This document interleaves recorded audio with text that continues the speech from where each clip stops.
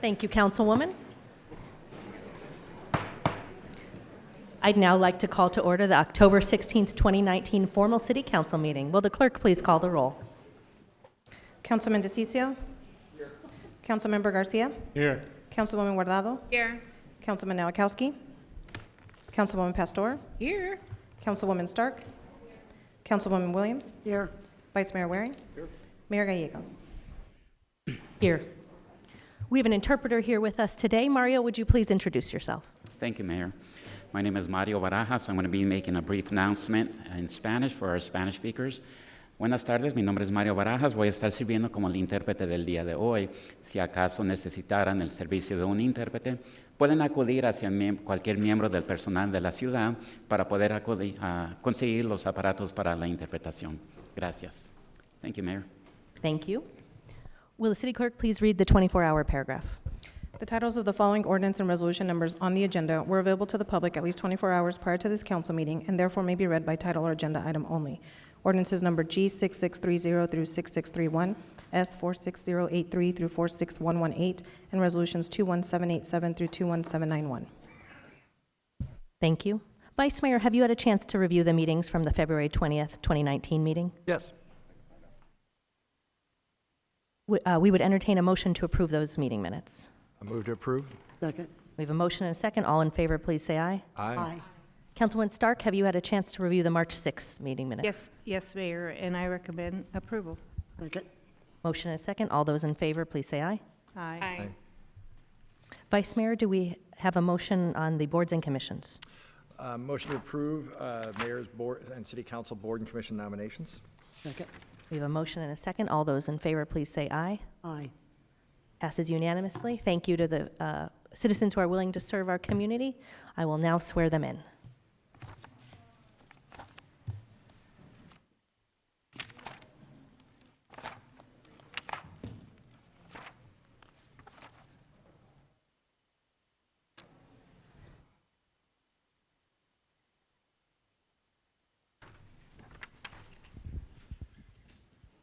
I state your name, do solemnly swear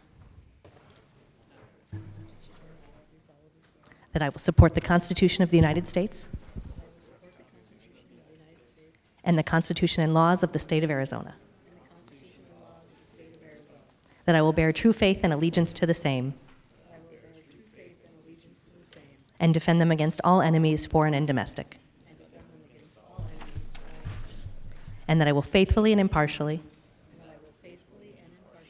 discharge the duties of the office of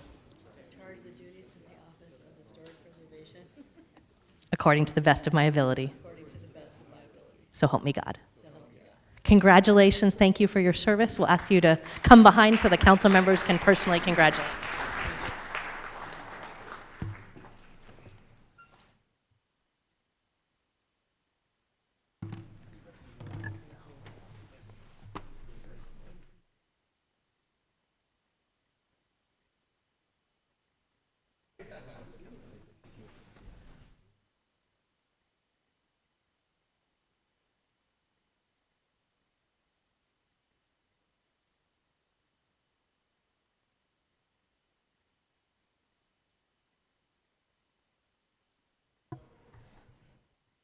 The City Council advises the state on liquor license applications. Vice Mayor, do we have a motion on liquor license applications? I do. Move to approve items 4 through 27, except item 26, which has been requested by the applicant to be continued to November 6, 2019. Second.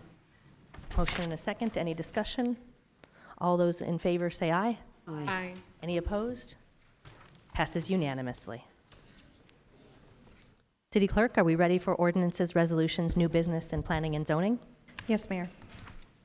Vice Mayor, do we have a motion? Yes, I move to approve items 28 to 90, except for the following: 31, 40, 46, 54, 57, 58, 59, 61, 62, 64, 65, 72, 73, and 74.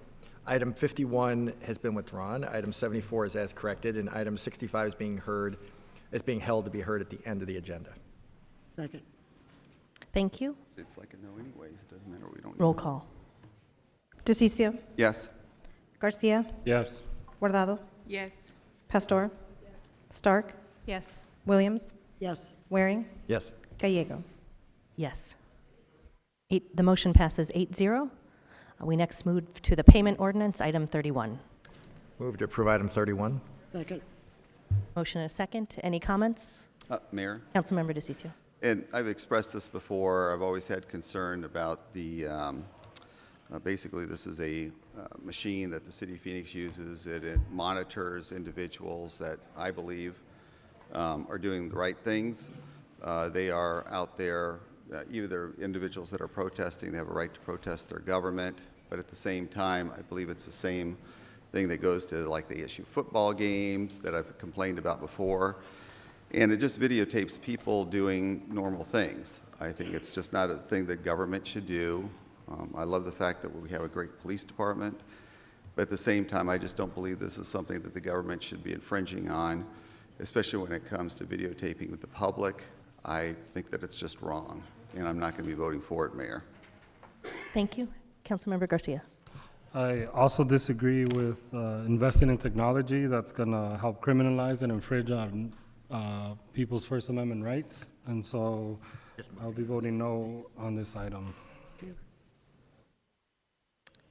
Thank you. Any additional council member comments or questions? Roll call. DeCiccio. No. Garcia. No. Guardado. No. Nowakowski.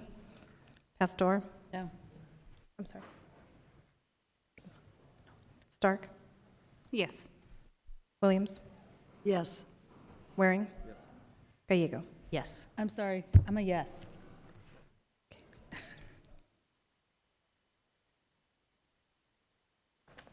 The motion passes 5-3.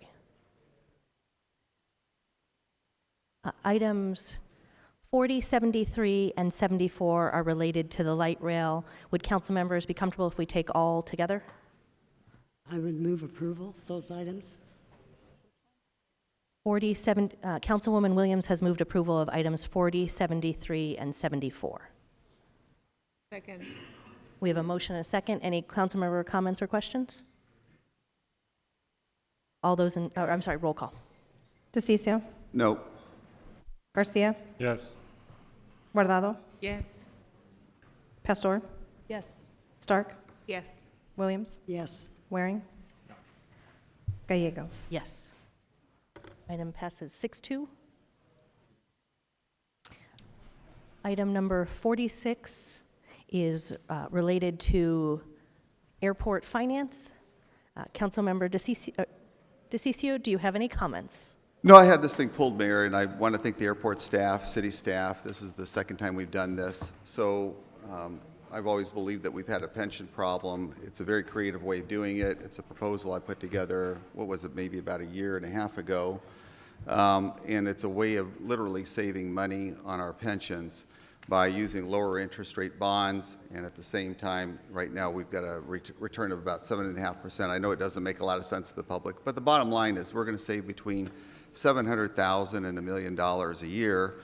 I want to thank Sam Stone in my office for helping us put this together. Denise, she was involved with it. The city manager was involved in it. Quite a few of us were putting this together.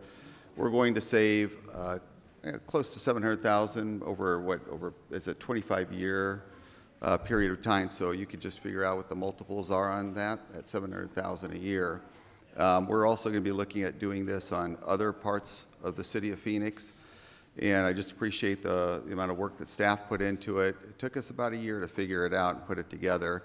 And the airport's going to be instituting this, and I'm really happy about that. And we're looking at creative ways and new ways of solving some long-term debt and some long-term problems that we've had for several years. And I think this is just one of the many ways that we're going to be doing that. I've always considered our pensions have been something that we've got to deal with, and we've got to deal with them now, rather than kicking the can down the road. And I want to congratulate staff for helping put this together, and I'm going to be a strong supporter. Yes, Mayor. Thank you. And I would echo council members' compliments for our team who worked on this, particularly our chief financial officer, This will help us. We're very committed to addressing our pension obligation, and this will help us at about the $184 million level, so a very significant vote. Thank you to everyone who was involved. Any additional? Vice Mayor, do we have a motion? Move to approve item 46. Second. Motion and a second. Roll call. DeCiccio. Yes. Garcia. Yes. Guardado. Yes. Nowakowski. Yes. Pastor. Yes. Stark. Yes. Williams. Yes. Waring. Yes. Gallego. Yes. Passes unanimously, 9-0. We next move to item 54, which is related to our Phoenix Business and Workforce Development Board and their long-range planning. We're doing some very exciting things in workforce development, whether it's helping our healthcare workforce and addressing areas like the nursing shortage to construction jobs. Councilwoman Guardado and I we're working this morning in support with other partner organizations on construction job shortage. Many of them are here in the audience today, and this will be one more tool to help us in the city's partnership as we continue to address workforce issues in the fastest growing city in the country. Do any council members have comments on this one? Can I just ask a quick question? Please. Thank you. Maybe for Ed. This is something the feds make us do, correct? Maybe that was inartfully put, but In a word, yes. yes. Thank you. So we submit a workforce plan, and this is related to that. Do we have a motion? Move to approve item 54. Second. We have a motion and a second. Roll call. DeCiccio. Garcia. Yes. Guardado. Yes. Nowakowski. Yes. Pastor. Yes. Stark. Williams. Yes. Waring. Yes. Gallego. Yes. Passes 8-1. We next move to item 57, which is our Westmark membership dues. Mayor, I would make the motion to approve 57, 58, 59, and 61. Okay. Second. Fine? We have a motion to approve 57, 58, 59, and 61.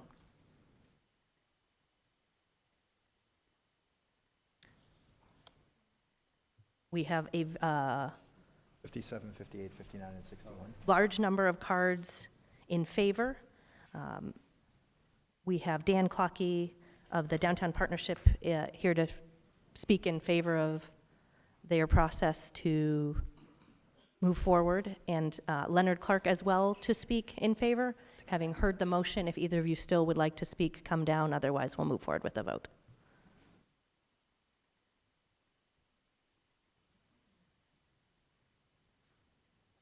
Thank you, Mayor. My name is Leonard Clark. If this is on item 61, where the approval for the funding for the body-worn cameras, I strongly support that, and I hope for the safety of our officers and everybody, so we can begin rebuilding trust with our community and our officers who put their lives on the line, the cameras would help. So I hope every officer will have them. And I think this is just a small beginning to building back the trust of those who put their lives on the line to protect us, but also to protect them from a few bad apples that might come along. That happens in every organization. Thank you. Thank you. Any additional council member comments? Roll call. Oh, Councilmember DeCiccio. Just really quick for the public to understand what it is I'm voting on and what I'm not. So these are membership dues primarily for some organizations. The City of Phoenix spends hundreds of thousands of dollars every year on membership organizations. Sounds really cool to do that until you start realizing we don't have enough money for after-school programs, for senior services and things like that. And it's just a listing of priorities. I just think that that's cool, but you know, a lot of this can be done with a phone call. So if I want to talk to a colleague across the town, I pick up the phone and talk to them. It doesn't have to be done through a membership organization, whether it's local or national. So I normally vote against these, and that's what I'm voting against today, Mayor. Thank you. Thank you. Councilwoman Guardado represents the city on Westmark. So I represent the city at Westmark. Thank you, Mayor. And it's been good to be able to put a face at Westmark. We are the biggest city here in Phoenix, and I think it's incredibly important as decisions get made about what's happening in the West Side. I've seen different maps and how the city is growing and how the west side is actually growing and how we're bringing in so much development into that part of the city. And I think it's incredibly important to be able to have a voice there for them to understand what is it that Phoenix is doing and what are all the different things that we also want to be involved in. So I think it's a good thing that we're actually doing, putting our money where our mouth is at, because we are the 5th largest city and we are the biggest city, and it's important for us to be able to have a voice and being able to give some direction on how things get done in the west side. Thank you, and certainly appreciate your work on economic development and these key issues. Over 60% of West Side residents commute across the I-17 to get to their jobs, and the more we can do to develop great job opportunities closer to home, I think is a win for anyone who else is commuting, as well as people having great economic development opportunities in their communities. Councilwoman Pastor. So item 61, I think, is very important, not only for the community, but also for our police officers, and that happens to be the body-worn cameras. And so I appreciate the fact that now they're all going through every one of our precincts and every one of our officers, and we'll be having them and wearing them, so appreciate it. Thank you. Roll call. DeCiccio. No. Garcia. Yes. Guardado. Yes. Nowakowski. Yes. Pastor. Yes. Stark. Williams. Yes. Waring. No. Gallego. Yes. Motion passes 7-2.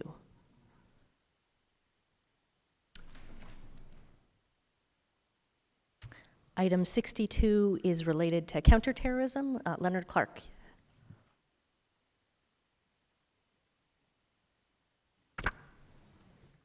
Thank you, Mayor and council members. My name is Leonard Clark. As somebody who was born right down the street at Good Samaritan Hospital, I strongly, I'm always nervous about government growing too powerful, but in this case, since it looks like we will have ISIS terrorists being freed because of our betrayal of, the president's betrayal in the White House of the Kurds, I think it's only safe being the 5th largest city. We are, a high-value target to these terrorists.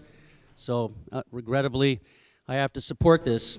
We're going to have ISIS terrorists out on our streets. They won't just be going to Europe. They'll be coming here. Sorry. Thank you.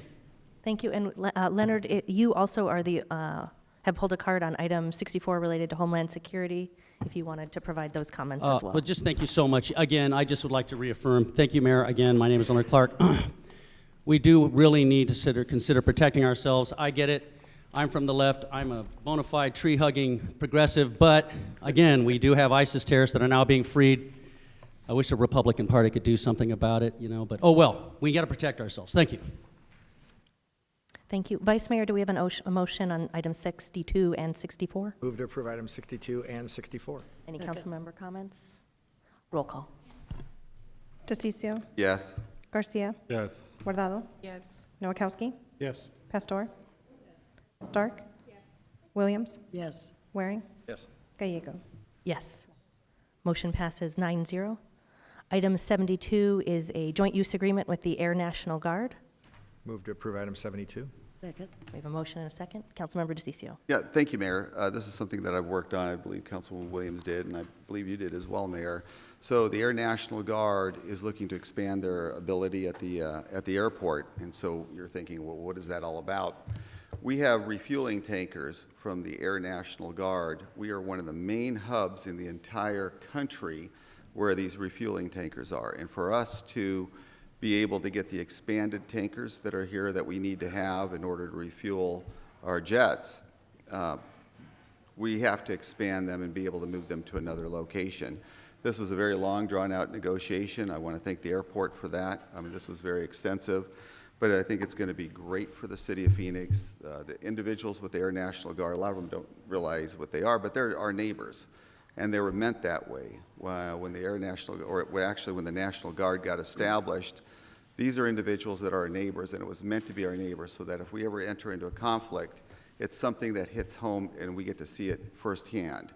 That's why you see the National Guard is on a regular basis, gets sent out on a regular basis, because they're the ones that, you want to have the impact. You want to be able to know that it impacts us so that wars or conflicts are not taken lightly. And so I'm very proud about this. I'm just glad that we're now going to be able to expand the airport and be able to and have the Air National Guard be able to bring in the right kind of tankers that are going to be able to refuel the jets that they need to be able to refuel. And this is a great move for the city of Phoenix. They're a huge asset for us. Thank you, Mayor. Thank you. Any additional council member comments or questions? Roll call. DeCiccio. Yes. Garcia. Yes. Guardado. Yes. Nowakowski. Pastor. Stark. Williams. Yes. Waring. Gallego. Yes. Motion passes unanimously. We next move to item 65 related to airport ground transportation, and we will have a presentation on this item.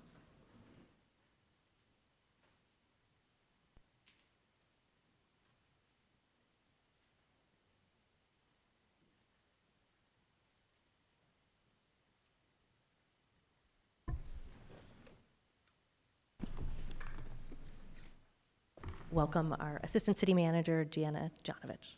Thank you, Mayor, members of the council. Joining me at the table today is Jim Bennett, our Aviation Director, followed by Jordan Feld, the Deputy Aviation Director for Planning and Environmental, and Jay DeWitt, the Deputy Aviation Director over Financial Management. I'll turn it over to Mr. Bennett for a short presentation. Thank you, Deanna, and Mayor and members of the council. Appreciate this opportunity to be with you this afternoon. We are recommending this afternoon 3 different items related to changes to Chapter 4 in the Phoenix City Code. The first is a recommendation to increase the fines for unattended vehicles that are left inadvertently on our terminal curbs in front of the terminal buildings. The second item is a recommendation on adjusting parking rate caps to provide for future market rate setting on the parking products at the airport. And then the third item is proposing changes to the commercial ground transportation fee schedule. Now, just as a brief reminder, aviation operates as a self-sustaining business and requires commercial enterprises doing business at the airport to pay either cost recovery or fair market value for the use of airport facilities to access the commercial market that we've created at the airport. It's the revenue that's generated from those businesses that allows the airport to be self-sustaining, meet its bondholder covenants, invest in its facilities, and grow and continue to support the Arizona economy. So today we're recommending changes that we think are reasonable and mostly eliminate some of the subsidies that are currently being provided to the commercial ground transportation providers at the airport. I'll now ask Jordan Feld to review with you the proposals that we have today. Thank you, Mr. Bennett, Mayor, members of council. Appreciate this opportunity to go through the proposed ordinance changes. Very quickly, let's start with unattended vehicles. You'll recall about a year ago now, we had an incident with an unattended vehicle at the terminal curb. It shut down a good portion of the runway, or excuse me, the airport shut down the surrounding freeway system. And to kind of quantify that, if you think about the $38 billion economic impact of the airport and were to break that down to hourly increments, that means that for every hour that the airport was down, the regional economy was losing $4 million each hour. So the proposal is to raise the sanctions and fines for unattended vehicles at the terminal curb to the maximum allowed under state law. The next portion of the ordinance proposal deals with parking rate caps. Today in city code, we have a rate cap that goes back to 2008, so it's 10 years old. That cap doesn't allow us to raise or lower fees depending on what's going on in the economy, and so we're kind of handcuffed in that way. So we originally proposed to raise that cap to a level commensurate with CPI growth since 2008. As we reviewed the recommendations with our City Council Subcommittee, the Transportation Infrastructure and Innovation Subcommittee, they recommended actually and suggested to staff that we simply remove the caps to give us the most flexibility in managing our parking operations. The other change is that today for short-term hourly parking, we have a proration meaning if you go in the garage for 20 minutes, you'll pay a less than full fee. To make implementation of the short-term parking rates easier on staff and frankly just make it more transparent to the public, we'd like to move away from proration to just a simple flat rate for short-term parking. And I apologize, please stop me if there's any questions as we go here. This third and last part of the ordinance recommendation gets a little bit more complicated. So GT fees are in city code today. They were adopted in 2016. When City Council adopted that comprehensive set of GT fees, they wisely put in there a requirement that in 2019, airport staff would do a benchmarking study or a peer review of other airports. In addition to requiring that, the City Council said that airport must make the GT stakeholders the driver of that process. The GT stakeholders should scope the benchmarking study, they should select the consultants to be used, and they should oversee the process, meaning review work product and engage regularly throughout that process. And that is exactly what staff has done over the last year or so.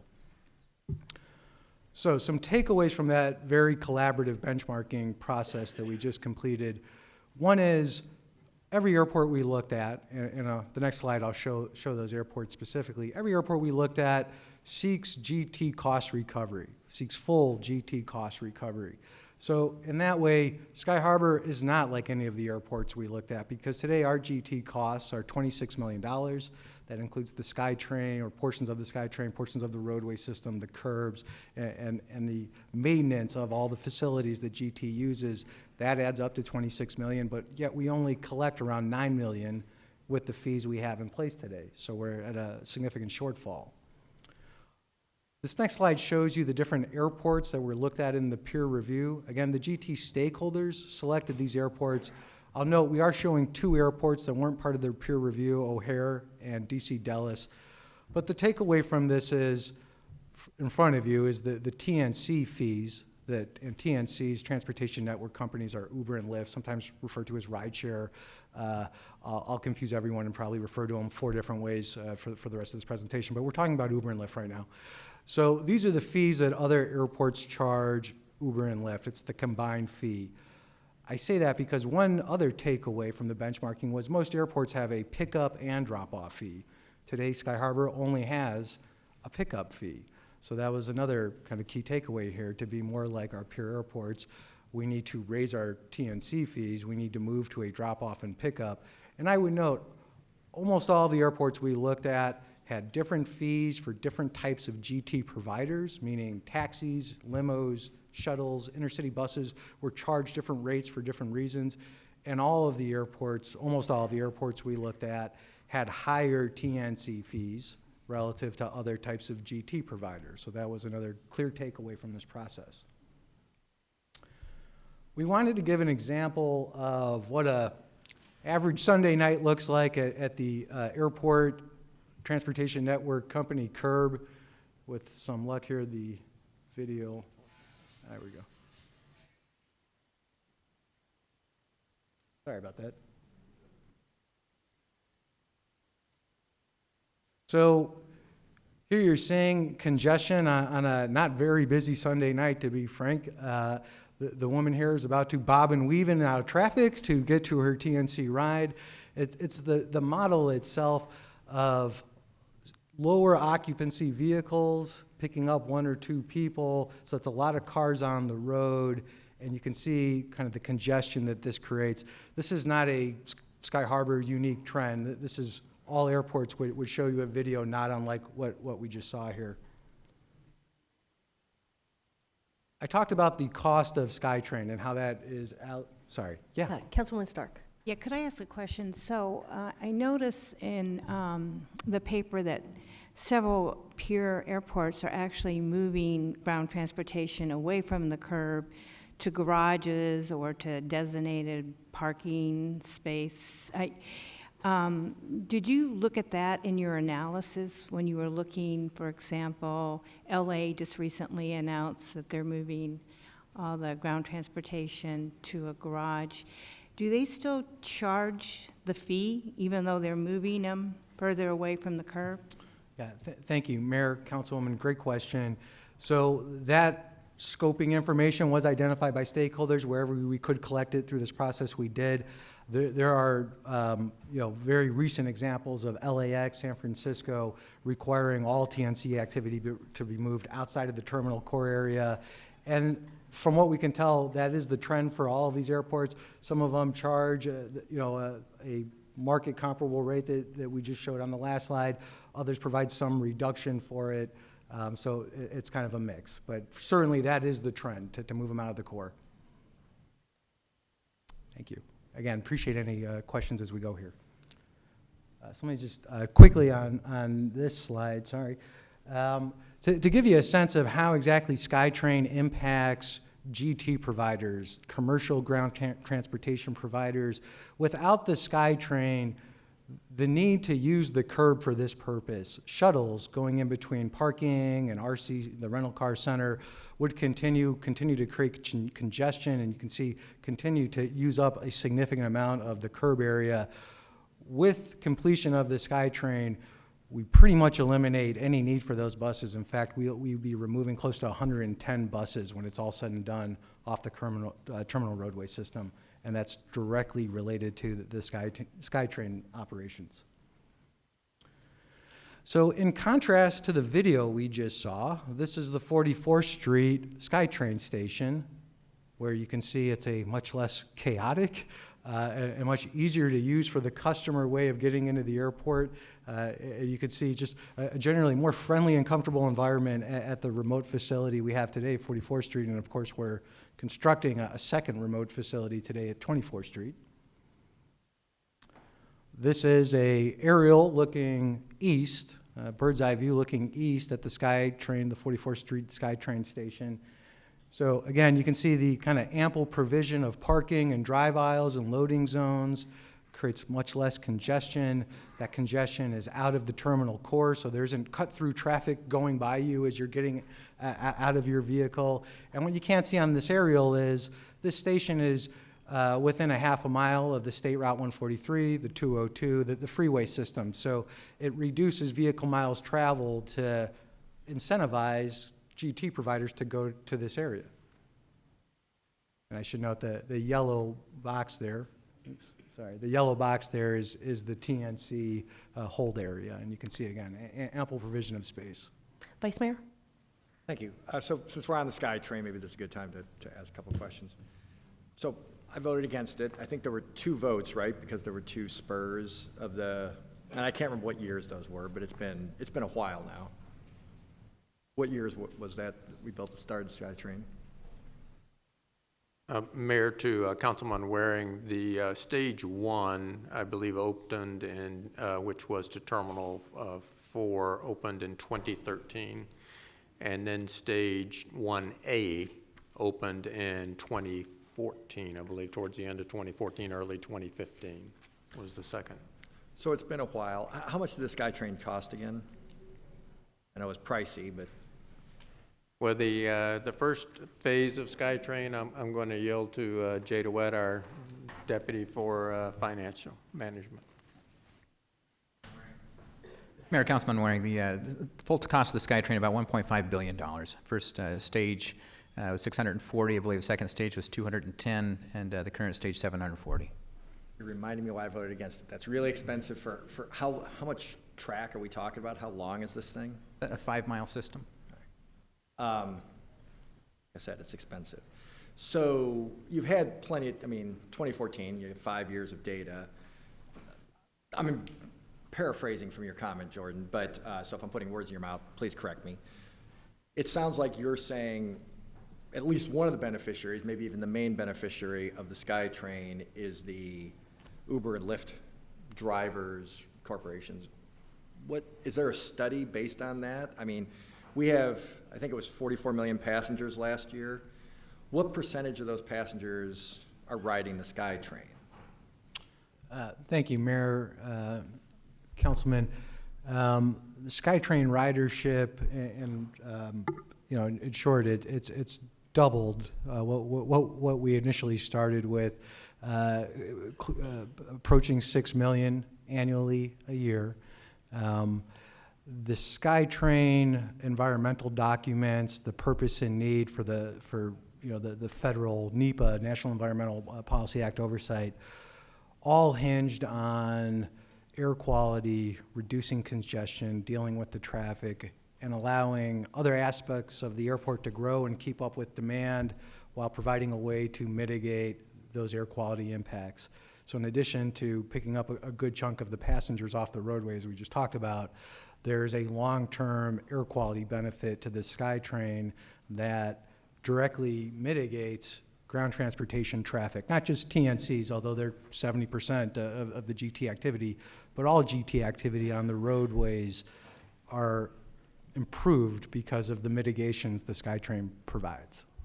Is it, Mayor, is it fair to say that this fee that's being talked about today, or fees, or increases, however you want to phrase it, that is being used to, at least in part, help fund the SkyTrain? Mayor, to Councilman Waring, there's a portion of the operating and maintenance cost only associated with that in our ground transportation program, because the intent of SkyTrain and its sole purpose is to relieve congestion on Sky Harbor Boulevard and to make curb space available at the terminals for people to be able to get up to the terminals and pick up and drop off customers, just like Uber and Lyft do today. There is no capital cost associated with SkyTrain and the ground transportation trip fee schedule.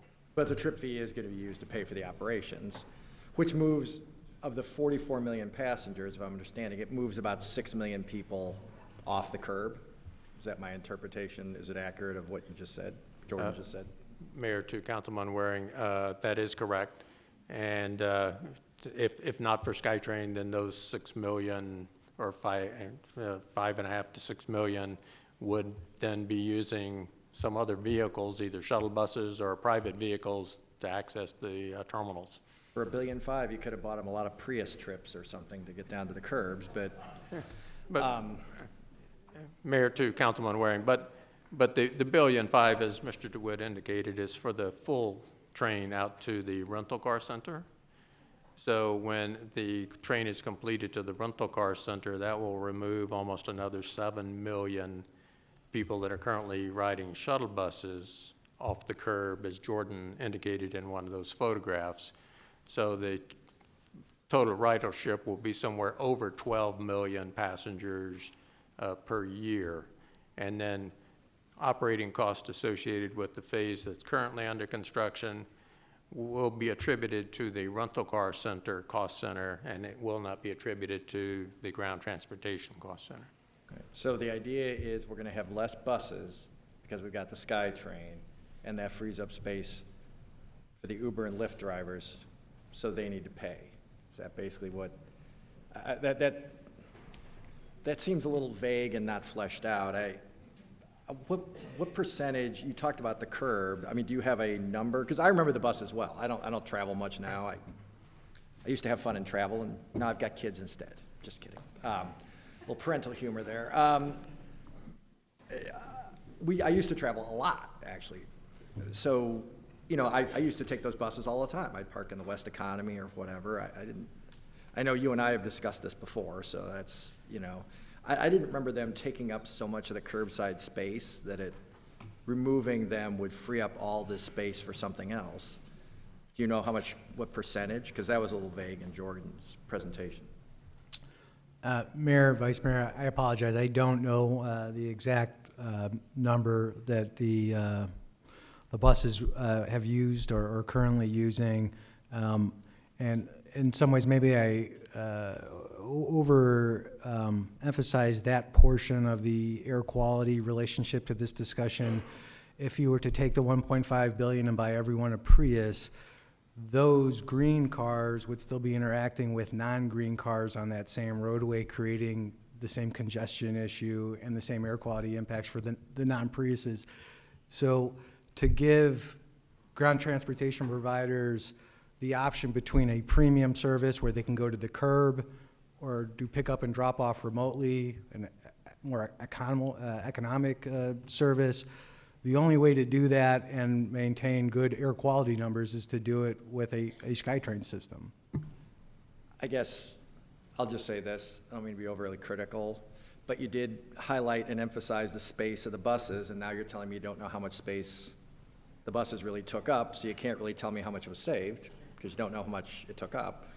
And you mentioned the air quality, which is important. I'm not saying it's not important, but that's not what we're talking about here. That shouldn't fall directly on the Uber and Lyft drivers or their passengers. That doesn't, there may be other methods of dealing with that, but I don't think that's necessarily fairness either. But I am concerned also. You brought up the air quality, so obviously if you had cars that don't pollute nearly as much, then it'd be an issue. $1.5 billion is expensive for moving, even if it's 12 million people. That seems like a lot of cost compared to what a really fuel efficient or environmentally friendly bus, and such things do exist, is my understanding, from other meetings, not having anything to do with this.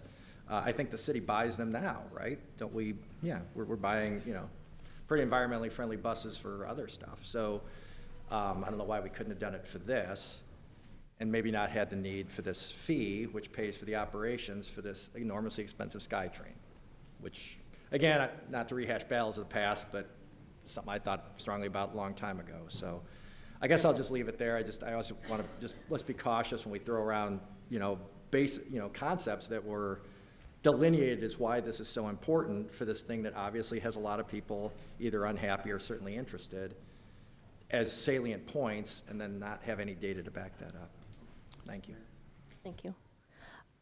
I recently heard a presentation from the airport director who oversees LAX, and she said that right now to drive someone to the airport in LAX is an act of love. If you just feel mediocre about someone, you wouldn't go there because it is so congested, and just getting around their airport is a huge time commitment. They are having challenges with growth of their airport and accommodating the economic development with the airport because ground transportation is so congested. So to me, this is a real economic concern that we need to pay attention to. And I don't know if you could speak a little bit about how LAX is handling rideshare traffic and the pickup.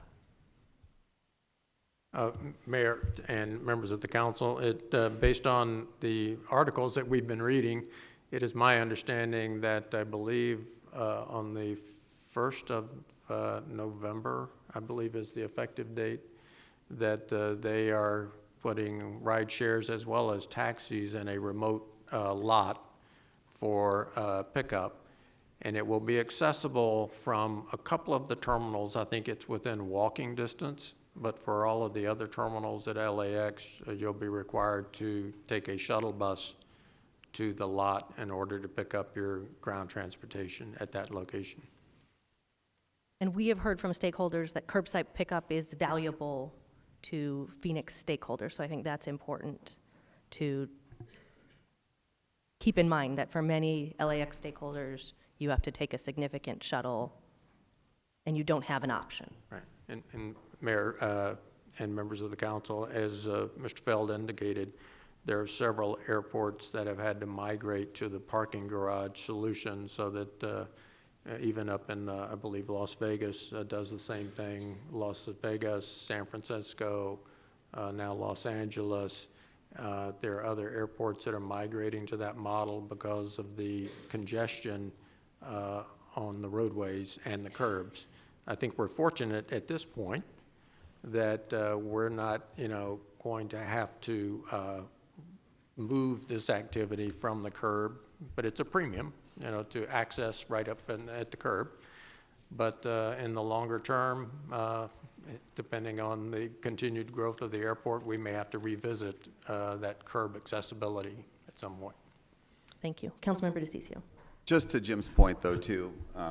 So the original cost you're saying is $1.5 billion. My understanding, and every report that I've had, is $1.9 billion. Why the discrepancy there?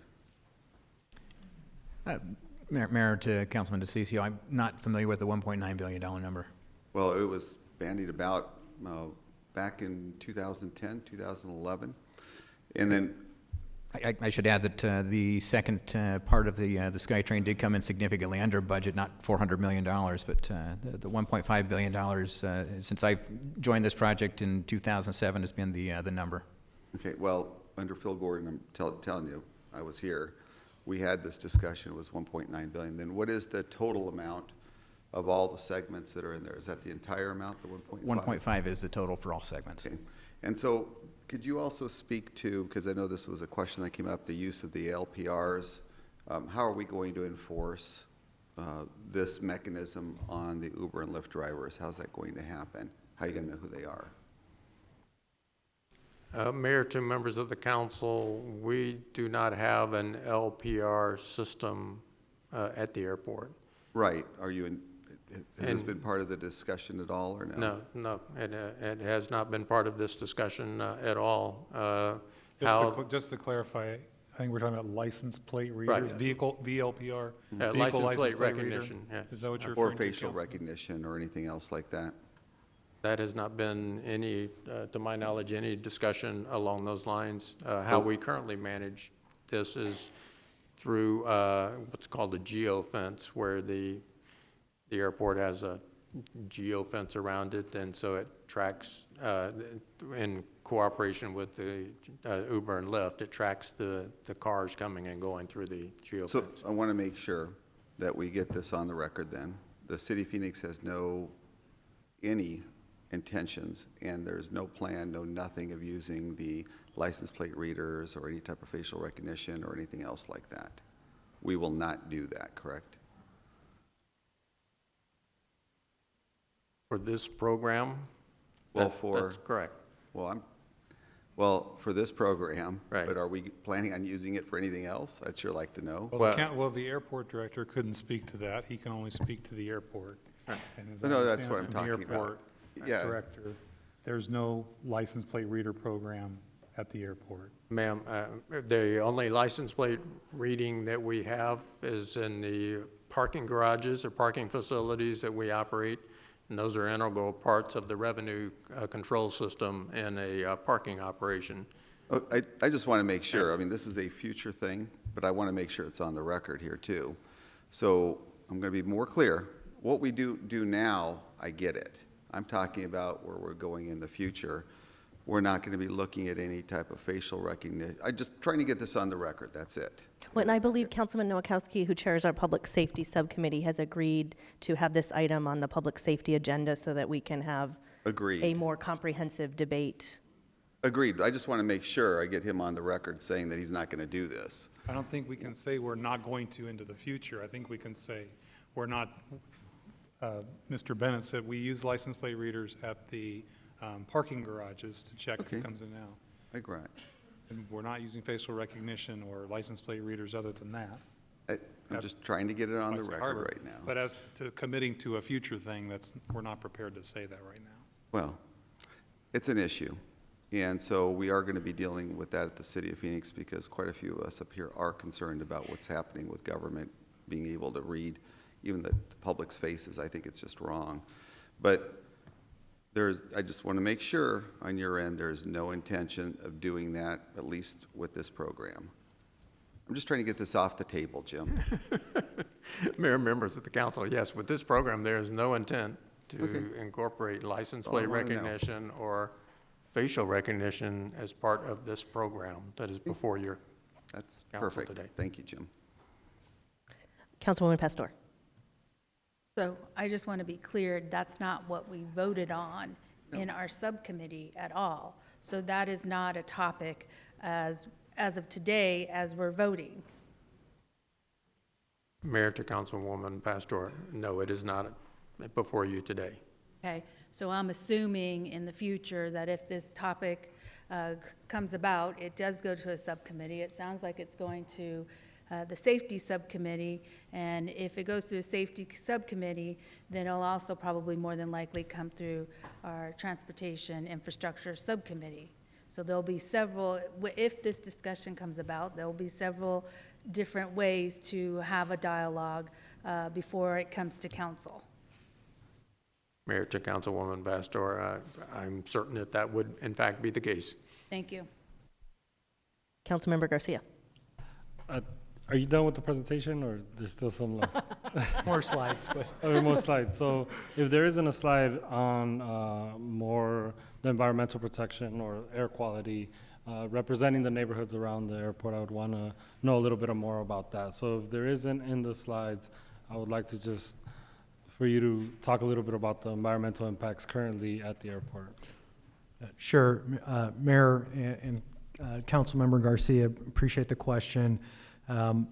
So in general, all desert cities are going to have generally bad ambient air quality just because dust gets kicked up. And so because the airport receives federal grants, that makes us applicable, or all federal environmental rules are applicable at the airport. So we're very air quality conscious because every single project we do, we have to model the air quality impact and then satisfy the NEPA requirements around that. So the idea is, while I think city policymakers in general are interested in green incentives and green amenities, it is a regulatory issue for the airport that we have to mitigate our air quality impacts, hence the big investment in SkyTrain and the sustainability improvements we make on the ramps and everything else. Thank you. Thank you. I have a question. Councilwoman Pastor. In the subcommittee, there was a gentleman that came to the podium, and I can't remember name or anything. At the podium, they said, I believe it was a gentleman that represented the taxis, and he stated that the fees are a normal process for the airport. He also stated in the same breath that they did not move any of the increased fees costs to the consumer or the customer. Can you clarify for me what exactly was he referring to? Mayor to Councilwoman Pastor, the taxi companies that are currently operating at the airport are operating under terms of a contract that was competed. And as provisions in that contract, there are specific contractual provisions that prohibit the taxi companies from passing on the ground transportation trip fees to either directly or indirectly to the passengers. And that's a provision of their contracts. And I have another question. This fee, I've been hearing it throughout this whole process that it's a fee. Could you clarify if it's a tax? Mayor to Councilwoman Pastor, it is not a tax. It is a fee, or you could almost view it as rent. It's the fee that we charge companies that are doing business at the airport. And due to the nature of these companies, I believe we have more than 700 of these permitted companies, but due to the nature of those companies, this is the mechanism we use to charge them their rent for doing a commercial business at the airport. Thank you. I think we're ready for the next slide. Thank you, Mayor. Moving quickly, so at the beginning of the benchmarking process, and as we went through it, and then once we got those results, and again collaborated with our stakeholders, some key issues came through that have gone into the recommendation that we want to highlight. The first is the importance of fee change predictability for the stakeholders, meaning that the fees need to keep up with the economy, but the mechanism for that needs to be fairly transparent and simple. So the recommendation is for a 3% increase annually, or CPI. That gives the GT providers the predictability they need. Whether it's staff or the city council or even the GT stakeholders, importance towards incentives for green activity, remote pickup and drop off. They identified that, airport staff identified that as a key recommendation. And so 30% incentives are proposed for remote pickup and drop off at either the 44th Street station today or 24th Street in the future. Fair curb share was definitely an issue identified by Uber and Lyft. Today, they represent about 70% of that activity, the GT activity at the airport, but their curb allocation is significantly less. So the recommendation would propose to phase in additional curb allocation for transportation network companies like Uber and Lyft. We would also try to maintain the amenity levels all other GT providers enjoy while we do that. Implementation partnership, as we move to now pick up and drop off, there's technology changes we need to implement. So it was important for the stakeholders to continue to be involved after today, once the ordinance goes through or not, when we implement these changes, to continue to work with them. TNCs, as you observed, at other airports are charged significantly more than Sky Harbor today.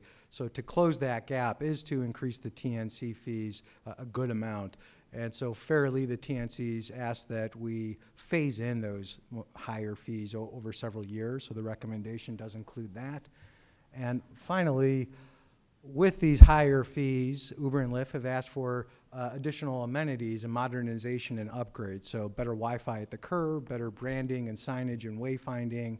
And so not in city code, but the airport director has agreed and will work with the transportation network companies to identify the specific technology upgrades and the wayfinding they would like, and then install those. So here are the proposed Uber and Lyft fees, and you can see the key items we've talked about here, phasing the fees in to $5 in 2024, but starting at $4. The curb share today is about 30%. We would gradually increase that to 50% by 2022. And after that, the Uber Lyft percentage of curb would be directly equalized to whatever their activity level is going forward after 2023. The other part I would note on here is that after 2025, the fee would simply increase at 3% or CPI annually, automatically. So the TNCs have that, again, predictability. And again, you can see here the green incentives for remote pickup and drop off, and again, the enhanced branding and technology that's part of the TNC fee schedule. Significantly more simple, the non-TNC fee schedule, again, moving to drop off and pick up, just like every other peer airport. Every peer airport had higher fees across the board, if I didn't make that clear before. So minor increases to everyone's fees is consistent with the industry norms that came out of the study. And just like the Uber and Lyft predictable increase, the non-TNCs would have a 3% or CPI annual automatic increase going forward. So in summary, GT stakeholders very much drove the benchmarking process. They told us what consultants to use, what airports to look at, and what data to collect. That information showed that peer airports seek full cost recovery of their GT costs. As we showed, there's a range of fees depending on what airports you look at and kind of the context of that airport. So it's important to point out that the recommendation is within industry norms. We've talked quite a bit about how SkyTrain benefits a lot of different groups, but in terms of a unique and direct benefit, certainly the argument is, you know, the GT providers really derive that unique direct benefit. Every airport had slightly higher TNC fees. They would all tell you that TNCs uniquely impact airport resources, whether it's the way the cars operate on the roadway system, the drivers, the vehicles themselves. It's all very much different than the conventional ground transportation provider and how that impacts the airport system. We noted several times now that the trend is really, particularly airports like Arizona or California, where air quality is such a concern, that the trend is to get a lot of that GT activity out of the congested terminal core area and use remote connections. Finally, as I hit on previously, the importance of the National Environmental Policy Act and how the airport does anything, and the importance that we have to place on meeting our NEPA requirements under federal law. So with that, I'll turn it back over to Mr. Bennett. I know he has some closing comments as well, and I certainly appreciate the time and any questions you have. Thank you, Jordan, and Mayor, members of the council. So with that, that concludes our formal presentation. Just want to recap. So what we're proposing here today is a increase in the commercial ground transportation trip fees and then a process for adjusting those fees going forward so that it gives the ground transportation community predictability as to future changes in the fee. Also, removing the parking rate caps and having the market rate determine what the appropriate parking fees should be. And then lastly, increasing the civil penalties for the unattended vehicles left at the curb. And with that, Jordan, Jay, and I are happy to answer any additional questions. Thank you. Before we move forward with councilmember comments and questions, will the city clerk please read the title? Item number 65 is for ordinance G6631, an ordinance relating to commercial ground transportation, parking, and unattended vehicles at Phoenix airports, amending Phoenix City Code, Chapter 4, Article 1, Section 4-4, Article 3, Section 4-49, Section 4-51, Section 4-54, and Section 4-58, Article 4, Section 4-67, Section 4-68, Section 4-75, Section 4-77, and Section 4-78, and Chapter 36, Article 11, Section 36-156.02, and conforming and renumbering Chapter 4 and Chapters 36 of the Phoenix City Code as necessary. Very impressive. Thank you. Mayor, can I hear that again? I didn't get it all. Mayor, Councilwoman Pastor. can I make a motion? Please. Okay. In making the motion, here's the motion. Request to amend Phoenix City Code to increase commercial ground transportation trip fees, establish a process for adjusting trip fees, remove parking rate caps, and increase civil penalties for unattended vehicles left along the curb of any terminal, and to make conforming, clarifying, and renumbering changes as necessary. In an effort to ensure no more than cost recovery, all future trip fees adjustments for both rideshare and non-rideshare companies shall increase at the greater of 3% or the consumer price index to keep up with the cost of inflation. For non-rideshare companies, this is effective January 1, 2021, and for rideshare companies, this is effective January 1st, 2025. The removal of parking rate caps will not be applicable to employee parking. For employees, the current parking rates and programs will remain unchanged. Okay. We have a motion and a second. Councilmember Garcia. Mayor, Councilwoman Pastor, I want to make a friendly amendment that includes a provision for a green driver incentive of a 40% reduction on fees for zero-emission vehicles. Just to add to that, I think I would like for this to apply to all, not just rideshare, but to all vehicles. Accept it. I agree. Thank you. So we have a motion and a second, and the motion will include a green driver incentive. Councilwoman Stark. Is it time for questions? Can I ask? Yes. Okay, thank you. I want to kind of dive into how we operate the ground transportation. My understanding, and I keep calling it a license, I know it's not a license, but we do have regulations for cab and limo drivers, and we do have regulations for the shuttles and buses. But we really don't have the similar regulations for rideshare, correct? And again, I'll quit saying license. I know it's a permit, sorry. Mayor, to Councilwoman Stark, yes, the rideshare companies, Uber and Lyft, are in a different category because of state legislation, which limits our ability to regulate certain aspects of their business. Whereas the taxi companies, they're under contract with us. The other shuttles, they come in, they go through the mandatory background investigations and the badging process, and we inspect vehicles and other aspects of those operations. But the ride shares, it's like I said, it's limited by state law. And then just as a follow-up, as far as the fees that are charged, you don't have to pass it on to the customer. The companies could absorb the fees, they could charge half the fees. When we set a fee, we're not requiring them to pass it down to the passenger, correct? Or the customer? Mayor, to Councilwoman Stark, we do not, that is an individual business decision as to how they handle the fee or the rent of doing business at the airport. As I mentioned earlier, in agreements that we have with the taxi industry, we specifically prohibit them from passing on that fee to the passenger. As in terms of the other courtesy shuttles, the hotel motels, or the off-airport parking operators, that's their individual business decisions, but I'm not aware of any of them at this time passing those fees on to the customer. Thank you. And that goes for any business in the airport, whether it's a restaurant, retail sales. It's a business decision as to how they will pay for their lease. Do they pass it on to the customer? Do they absorb it? It's all business decisions, correct? Mayor, to Councilwoman Stark, that is correct. That is their decision. Okay, thank you. Councilwoman Guardado.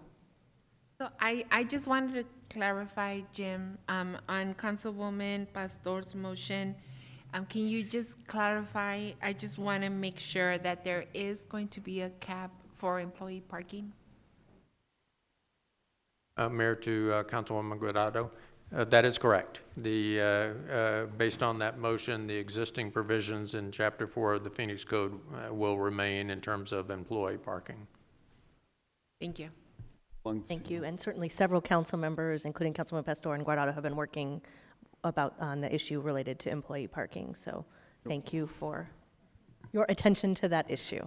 Councilmember Garcia. Can I clarify a little more then? Yes. The exact same point. And I've learned this a while ago. If you don't get the exact question out, you're not going to get the right answer. So define to me and to others here, when you say employee parking, what does that mean? The food service workers? Is that a yes? That it's capped on theirs. Southwest Airlines, American Airlines, Delta, United, all their employees will not see an increase. It is capped, correct? When you say employee parking. Mayor, to Councilman DeCiccio, if I understand your question correctly, that is correct. I mean, if you qualify for employee parking at the airport today, the rates that you are paying today will remain the same. It was never the intent, even with the removal of the caps, to change the fees, but to make the employee community feel more comfortable, we certainly welcome the motion as Councilwoman Pastor has offered it. So so if you're because we heard this from Southwest Airlines, I mean, they don't make any money either. I mean, the unfortunate thing about this whole thing, this whole discussion, it's the people that are the least well done, I mean, that have the least amount in our economy are the ones that are going to be paying the majority of the tax. And that's really where I'm going to be on this. I mean, at the end of the day, it's the people that are poor that end up paying everything, and people that are wealthy never pay anything. But the question I've got for you then is, so if you're a Southwest employee, you will not see an automatic, you are capped, correct? And if there is a fee increase, it has to come back to the council, correct? On both those. Mayor, to Councilman DeCiccio, if you are an employee at the airport, you will not see a fee increase. The caps that are currently in the code will remain, and in order for us to, at some point in the future, ever change those, it would have to come back to this city council for approval. If you're a Southwest employee, because that's who we heard from, you are capped and it will not increase, and if it does, it has to come back to the council. Mayor, to Councilman DeCiccio, you are correct. Okay. I just wanted to be really clear. Thank you. And Jim, I just want to be clear. What the employee is paying, they're paying a fee and not a tax. Mayor, to Councilwoman Pastor, that is correct. Thank you. It is a parking fee. Thank you. We will now move to comments from stakeholders. We have 69 cards in support of this proposal, including 12 individuals wishing to speak. We have 7 opposed and 1 neutral. We have citizens who volunteer their time with our Phoenix Aviation Advisory Board and appreciate their presence here today. I will begin with Lizzie Kim.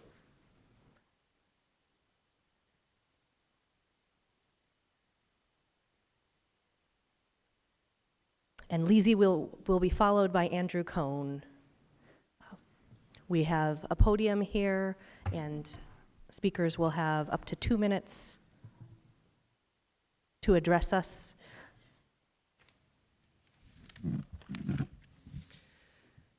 Thank you, Mayor and Council.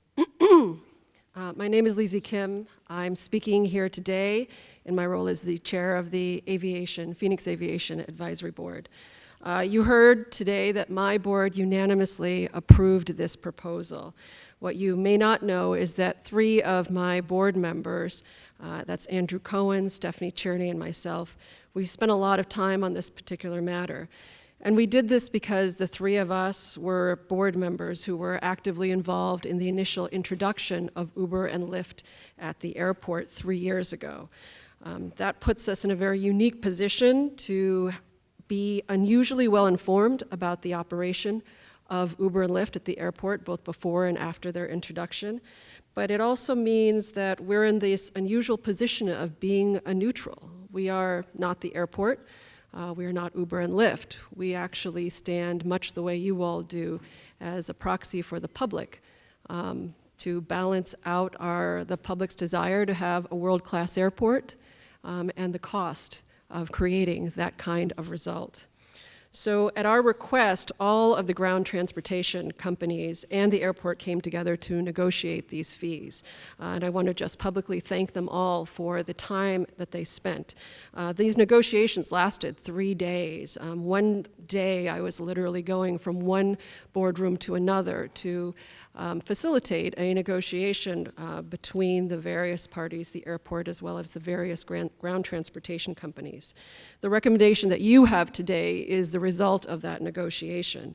The airport did lower its fees and made the increases gradual. Uber and Lyft got additional curbside space, and at the airport's cost, branded curbside signage and better curbside wireless that will help riders find their correct drivers. In addition, Uber and Lyft received a schedule that gave them predictability of the schedules for the next 5 years. These were all requests of Uber and Lyft that they made during their negotiations that they actively were involved in, because these actually have a very tangible effect on the business of the airport and are a benefit to all of us who ride at the airport. I personally can show on my phone that I have used the service twice in the last 24 hours. When the 2 companies appeared before my board, finally came before my board, Lyft took a neutral position on this negotiated position, and Uber contested it. We all understand Uber's position and how this plays into issues they're having around the country, at other airports around the country. In the end, each side got a little bit of something that they wanted. Each side had to give on things that they wanted, and frankly, nobody felt they got everything that they wanted. And that's usually a sign that we've come to the right result. So on behalf of all of the members of the Aviation Advisory Board, I request that you recommend this proposal. Thank you. Mayor, I have a question. Councilman Nowakowski. So just clarification for the public, this has been going on for about a year or so, and that everybody was sitting around the table that are stakeholders at the airport when it comes to transportation and had some input on the process, if it was positive, negative, or whatever, and this was probably the best compromise in your opinion? Mayor and Councilman, yes, I think that's a fair description. My board members got involved towards the end, once the year-long benchmarking study was done, which I understand to be a collaborative process. But in that time that I was involved and my fellow board members were involved, everyone participated, and we were actually quite impressed and quite grateful that all of the, both Uber, Lyft, as well as the other ground transportation companies came in person and actively participated for very long days. Thank you.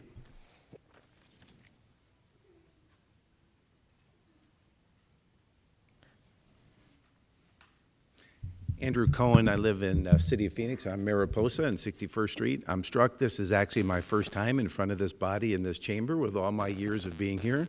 I know many of you and staff who I respect gratefully.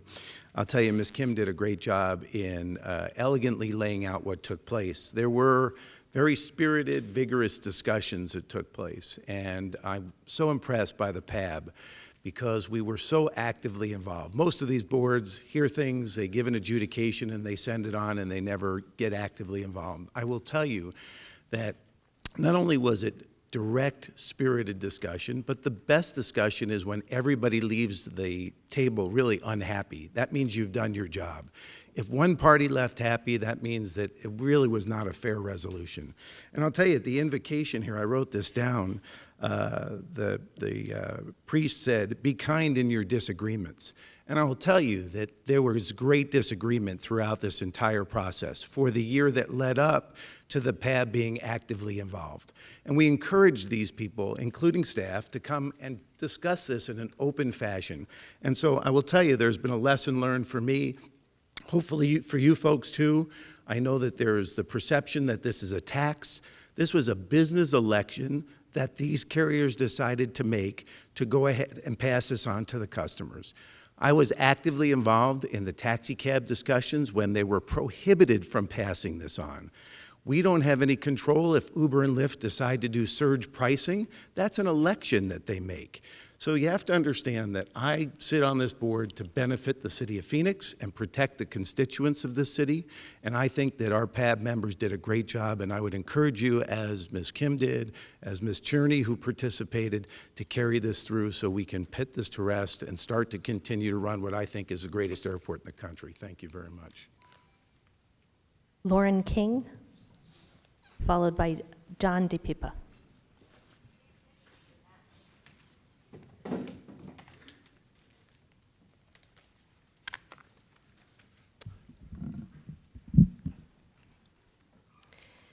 Mayor Gallego, council members, for the record, Lauren King here today on behalf of Lyft. Today I am in respectful opposition to this proposal. And, I want to start off by recognizing and thanking the PAB board members. This was a challenging conversation. I think the PAB was put in a very challenging position, particularly given that the initial proposal was even higher than what's before you today. And as staff has indicated previously, we did have an opportunity to participate in the benchmark study. I would be hard-pressed to call that necessarily a stakeholder process. Those were really kind of just general updates.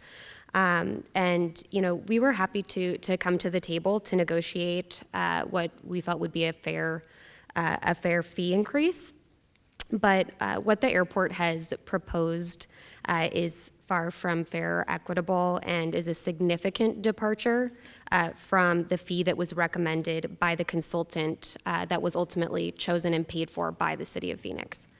And yes, we have concerns with how this process has been conducted, but today I want to focus on the fact that the proposal that is before you will make the Sky Harbor TNC fees among the highest in the entire country.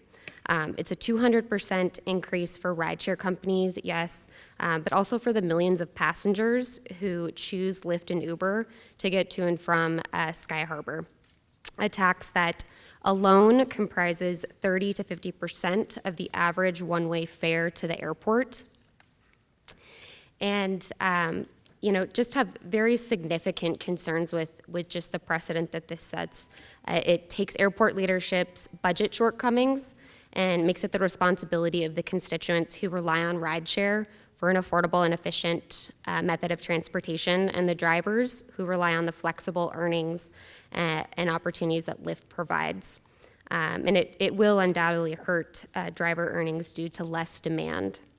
So I want to be clear that, I know I'm running short on time, but I want to be clear that we are not opposed to a fee increase, but we are strongly opposed to an increase that unfairly targets rideshare as a way to fund a project that provides no direct benefit to those users. And so with that, happy to answer any questions. Mayor? Thank you. And John, if we will pause for a moment, Councilwoman Pastor had a question, and then Councilman DeCiccio.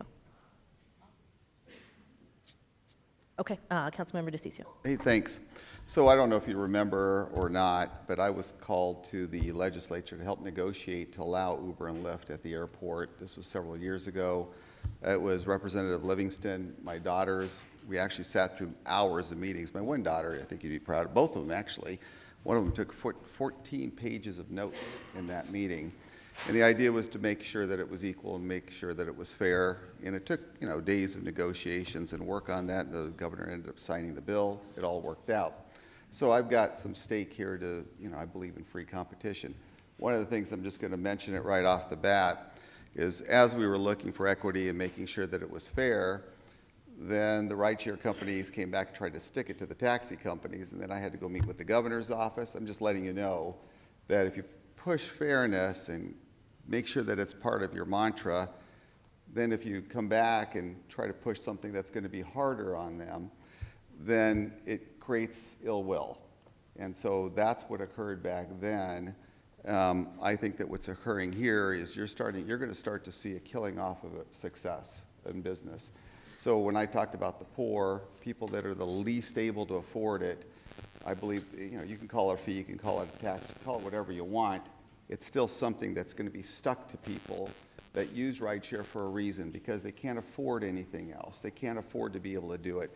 For me, it cost me $15 to get to the airport. Now it's going to cost me $20. That's a lot.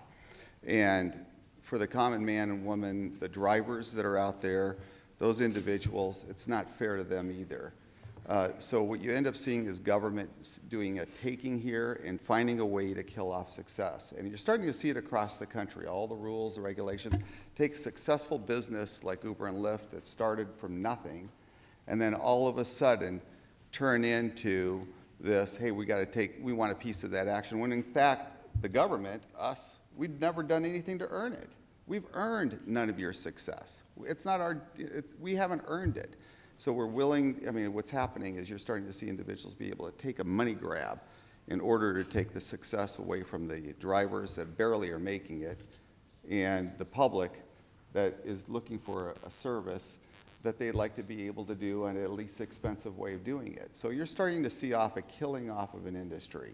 And until you guys get together and start working together as entities with other competitors like that and start literally focusing on this, you're going to see more of this.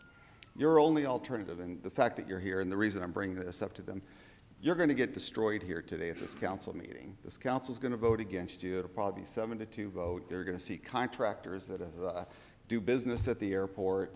They'll say, hey, I've got no other stake in this, but I've got a business, I've got a contract, and maybe I'll get another one.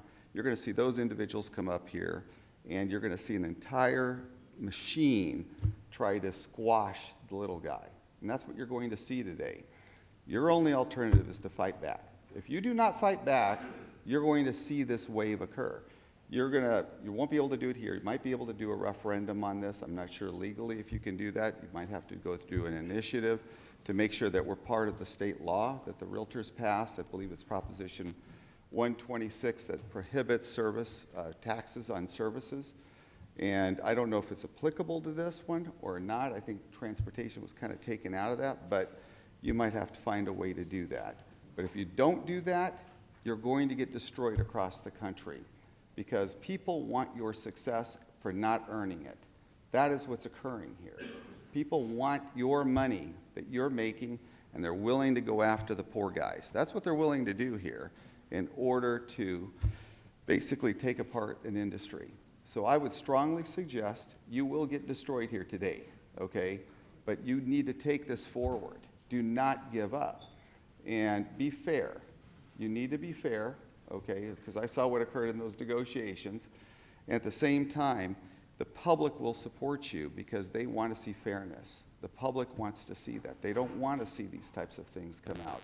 They do not want to see the public being taken advantage of. This is a tax fee, we'll call it whatever you want. It is a tax on the poor. It's a tax on people who can barely support it. So do not end it here. If you end it here today, you're going to lose across the country. You're going to get destroyed across the country. Thank you, Mayor. Councilwoman Williams. Thank you, Mayor. All due respect to Councilman DeCiccio, I disagree. It has always been a process for anyone who does business at the airport. It is not unusual to have it contentious along the way. I remember the taxi wars from years ago. But this is a matter of fairness. Anybody who uses the airport pays a fee. I don't care if it's a car out pulling up, dropping somebody off, or you have a shop inside where you're selling material or merchandise. As we have grown from when it used to be 30 million passengers, and we're up to 46 million passengers, and we are continuing to grow and expand, the congestion problem is real. The environmental concerns are real. And to me, this is reducing traffic at the terminal. It's helping clean our air, and it is an important factor in this community. We expect the airport to be an economic engine, which it is for this state, and I believe that people who take Uber and Lyft, respect that. They want to get to the airport. They don't want to have to take other means of travel to get there. But they also, I think, are willing to pay for the convenience. They're willing to be able to be dropped off or picked up at the airport. And when you compare the fees today to what you showed on that chart, we aren't even in the playing field, and you're still not. I mean, when you look at that chart, there are many that are paying $10 or more. There are those that are saying, you can't come to the terminal anymore. So I think we're being fair, not only to the public, but to these drivers. And I fully support this motion. Thank you, Councilwoman. And Councilman Williams chairs our subcommittee that oversees transportation issues, including aviation. John will be followed by Columba Sains.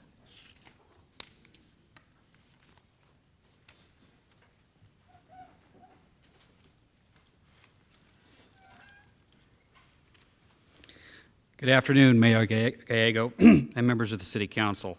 Before I begin, I want to make clear that even though I'm in a Southwest uniform, I'm not here speaking on behalf of my employer, but on behalf of the members I represent.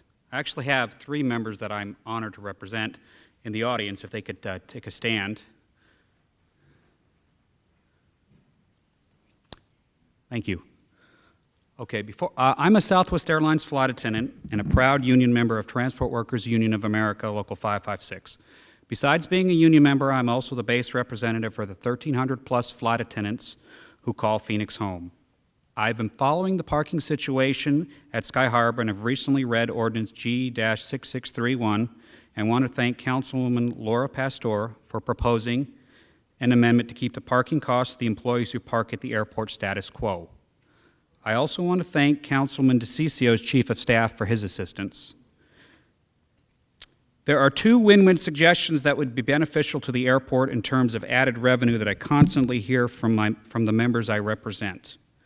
My members would like the airport to explore a monthly rate in the airport garages, such as the East Economy Garage, and to open up the entire top level of Terminal 4 for employee parking, as it is usually at about a quarter of its max capacity. Right now, Southwest Airlines employees pay $100 a month for the privilege to park there. Just doing simple math as an example, if the airport was to allow us an additional 100 spaces at $100 a month, this would deprive the airport an additional $120,000 a year in additional employee revenue alone.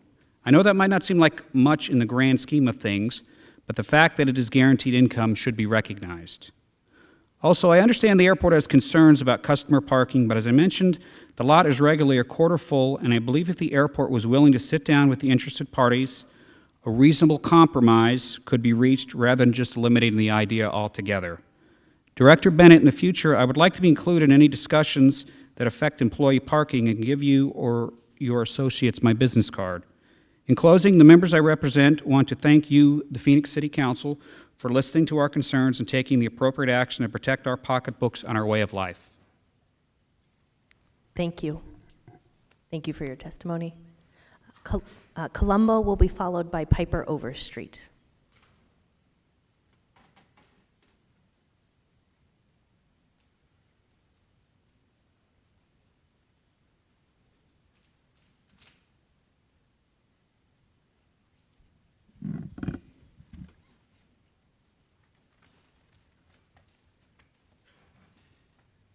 We always like it when future council members come and join us.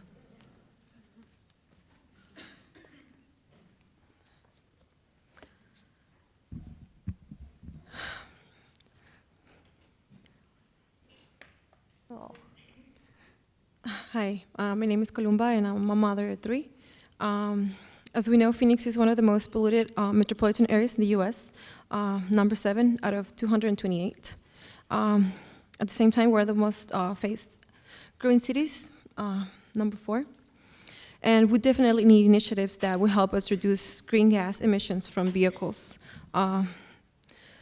We are the number one source of pollution in the city are cars, and low-income and communities of color are the most affected ones. Our children and the elderly being most sensible to all the chemicals in the air. We need to do something about this. I used to live 3 miles from the airport. My family was living in one of the most polluted areas in South Phoenix, and after being exposed to air pollution after 2 months, my oldest daughter started wheezing at night. Nobody in my family has respiratory issues, but we were recommended by our doctors and pediatricians to use inhalers, change filters every 2 weeks, and if possible, to move out of the Phoenix area. Part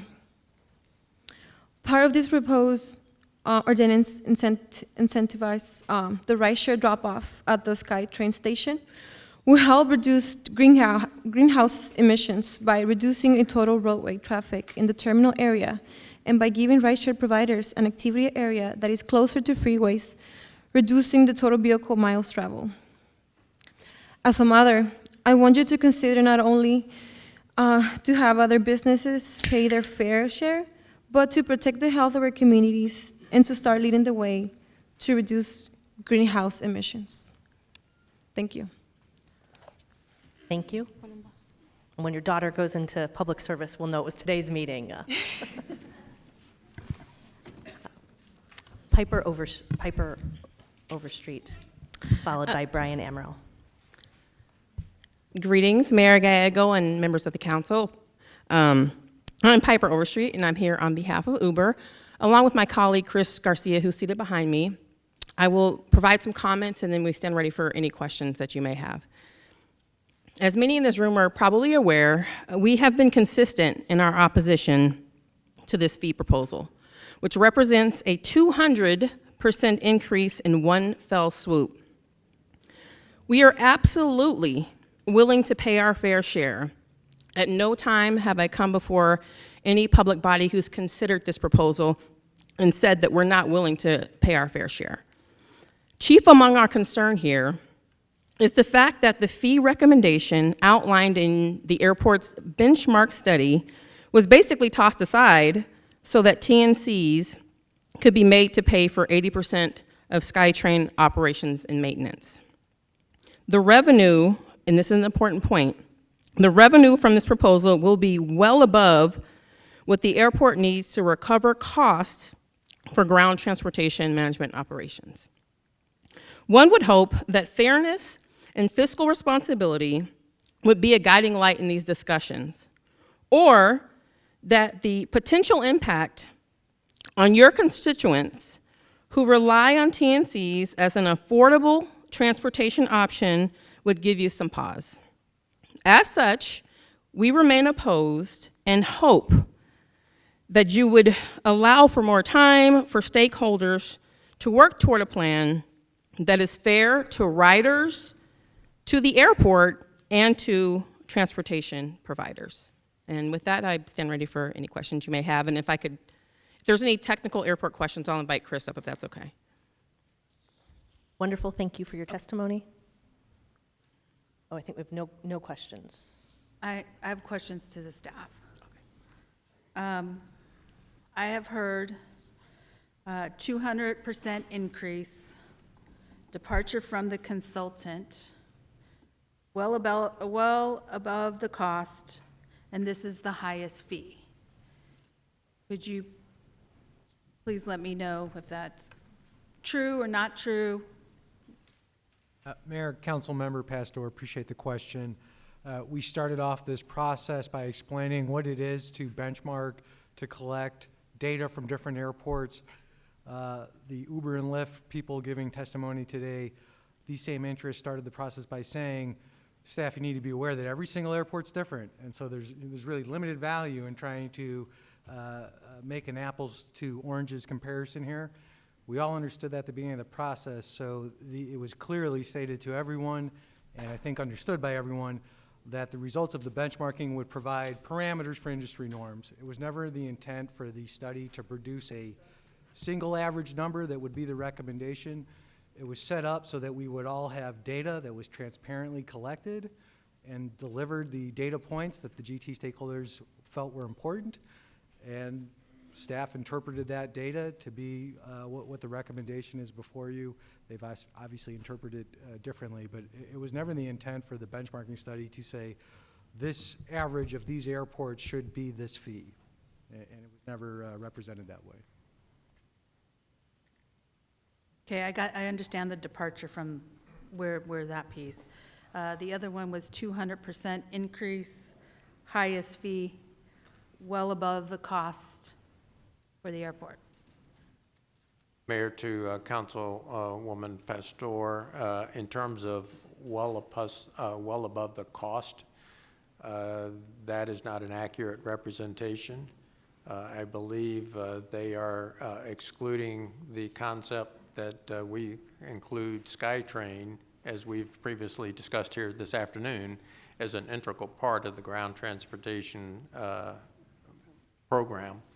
So if you excluded the pieces of the program, then you might be collecting more than the actual cost. But SkyTrain is an integral part of the ground transportation program. Without SkyTrain, there would not be the curb space for which the ground transportation community is providing the services to their customers. They would not have that capability to provide that service. So it'd be similar to LA, because LA doesn't have a train. And so LA, how that happens is, you come in and come out of the airport, as the mayor stated as she spoke to the director, and then there's no curbside or curb drop off and lift, I guess, pick up and drop off. And so if we didn't have a SkyTrain, we would be operating very similar to an LA. My understanding is in New York, I don't want to say JFK, because I have LaGuardia right now is, I believe, being constructed or reconstructed. It's been 5 years, but my understanding is that they have the subway, they have Uber and Lyft, and they have the ability to, people can drop off family members. They also have curbside in the sense that to be able to do that. And so that's basically how I, in my world, when I looked at different airports, that's my analogy to Phoenix right now. My question is highest fee. Because if I look at the chart that you had up there, it's not the highest fee. And so I'm hearing 200% increase.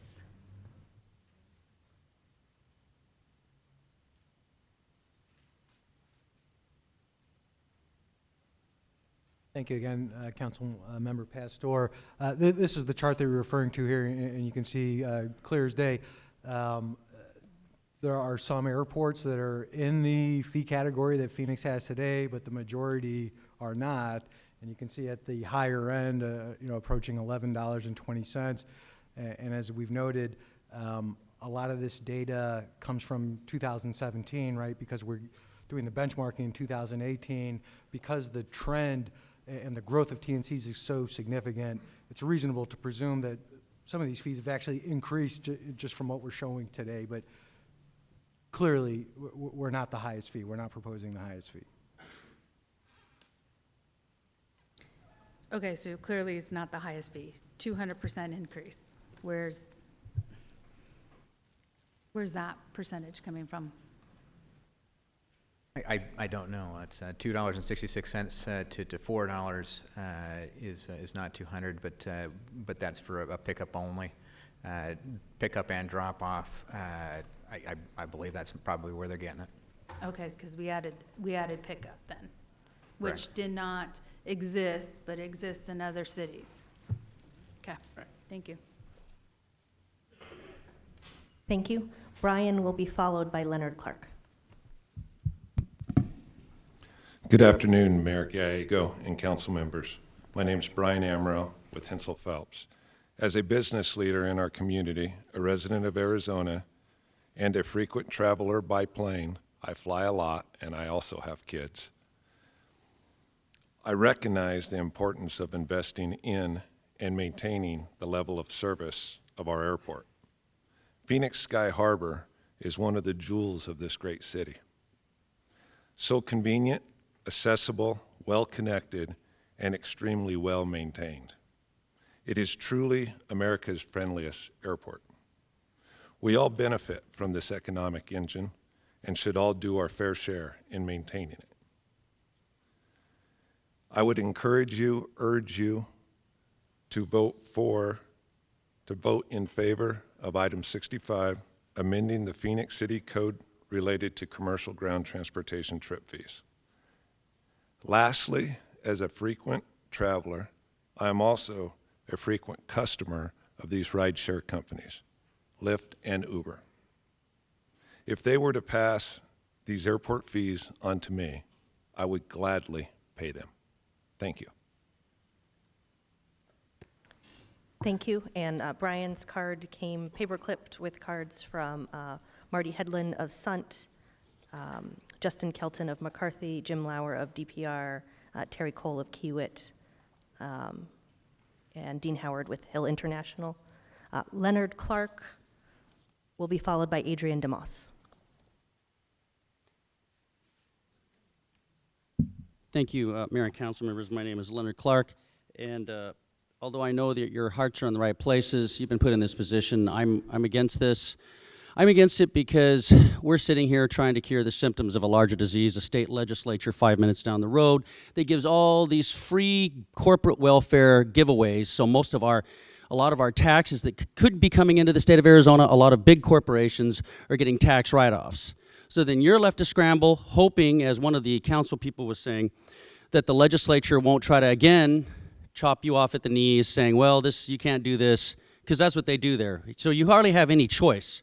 I'm still not for it. I can see why you're in this desperate position, but this is what we've come to. Little people who want to just have one job to make a living so their children can have medical health care in this horrible state of medical health care that we have, because, again, the folks 5 minutes down the road from where I stand basically have given all these exemptions to big business and all the other businesses. So now you are here to fend, to try to bring in, and this is a beautiful airport. We have one of the best. So with that being said, I am against it, but I do see where you're coming from. But as one of the council people said, the governor and our friends who run the legislature will cut us off again at the knees and say, well, sorry, cities, you can't do this, because that's what they do. They don't listen to our sovereignty. They make their rules and help their big, rich business buddies so that little people can't even make a living off of one job. Thank you.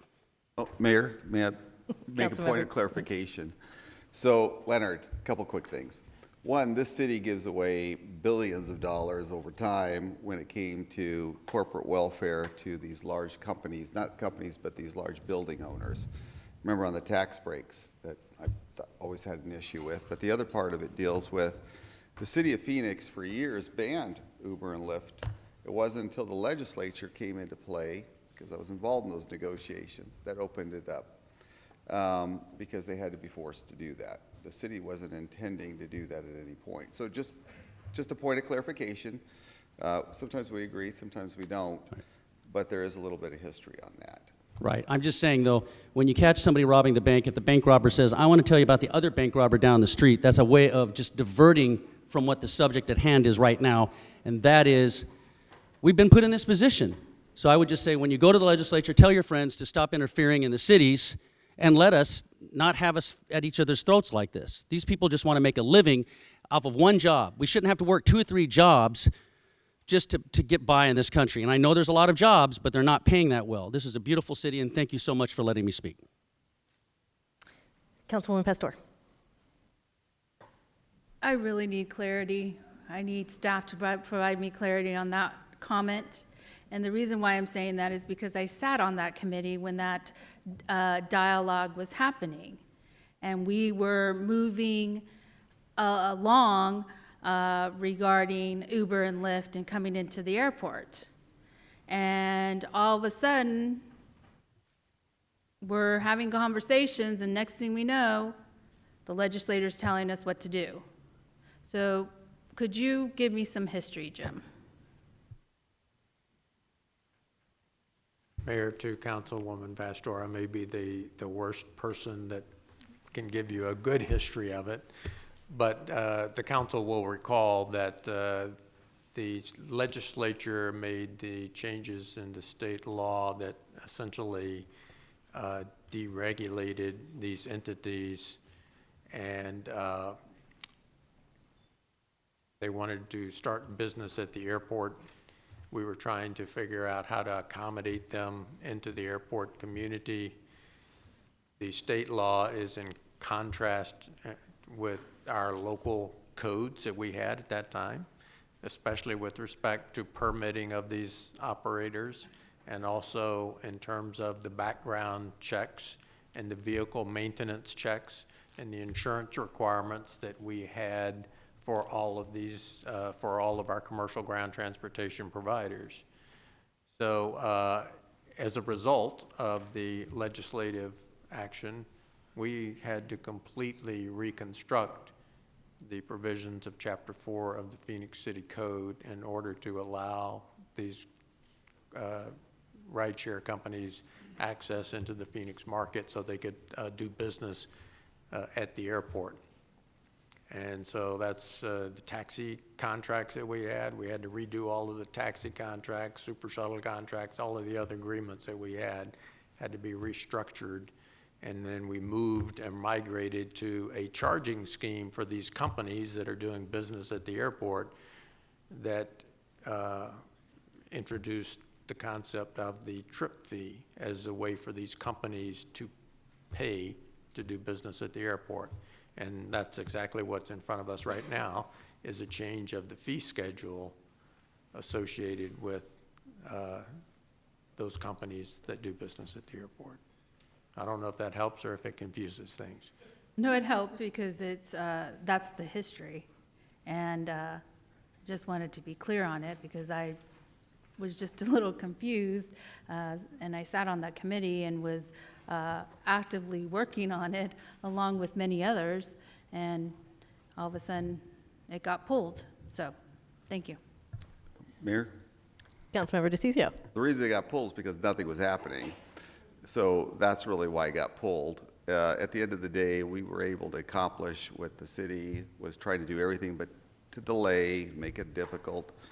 And we got done in a matter of a few weeks with this. I think the city was trying to do in a year and a half. So at the end of the day, sometimes you just have to create a prod, make it happen, and open up things for competition and allow others into it. That's how you get to see Uber and Lyft. And essentially, that's what you have to do sometimes.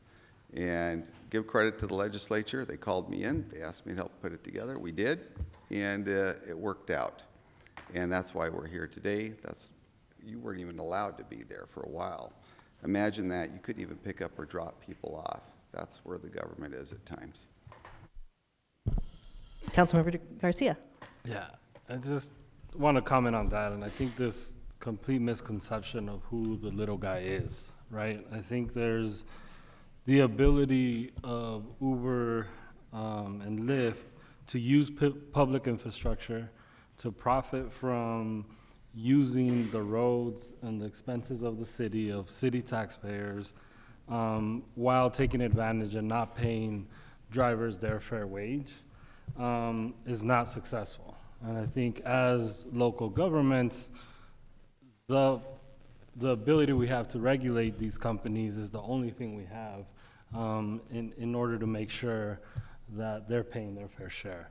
And so to me, just like you gave advice to the Uber and Lyft corporations, I'd want to give advice to the drivers and riders to really organize and push back against the corporations and make sure that they're taking a bigger piece of this increase in fee that's happening, to make sure that they're paying you well and that you're getting your fair share when you're working, and that the money is not just being taken from our local economy to wherever these places are. And then one final comment on the difference between Uber and Lyft as well. I think Lyft has also been proven to show a little more tact in being able to work with communities with doing programs such as, rides to the polls, those sorts of things. And so I would really encourage both Uber and Lyft to try to look at those models and build community trust, pay your workers better, allow them to organize, similar to what we're seeing in California, for us to be able to have actual conversations.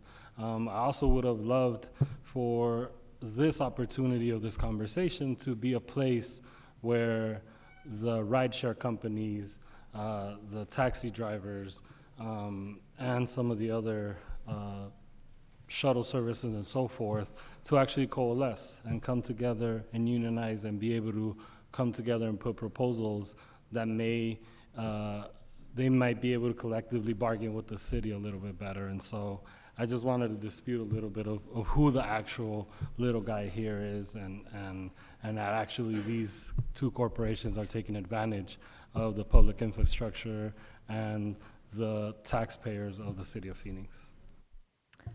Councilwoman. Also, I also just want to make sure that we're being incredibly clear here. I mean, it's been the theme of the day, just clearing things up, is that the people that are riding Uber and Lyft are not, your typical working class people, right? It just, irks me a little bit to hear that over and over again, that those are not the people that are using Uber and Lyft.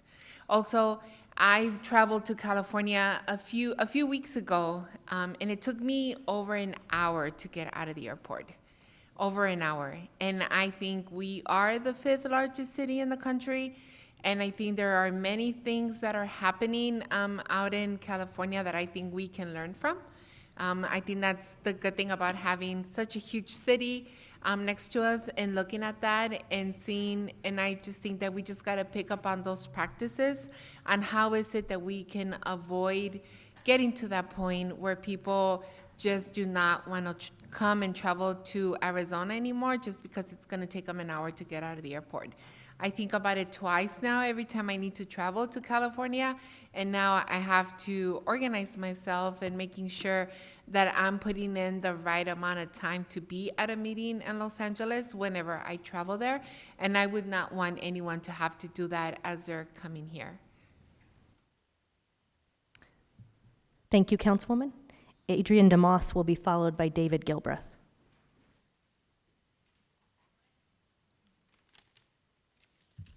Thank you, Madam Mayor, City Council. My name is Adrian DeMoss. I'm a South Phoenix resident.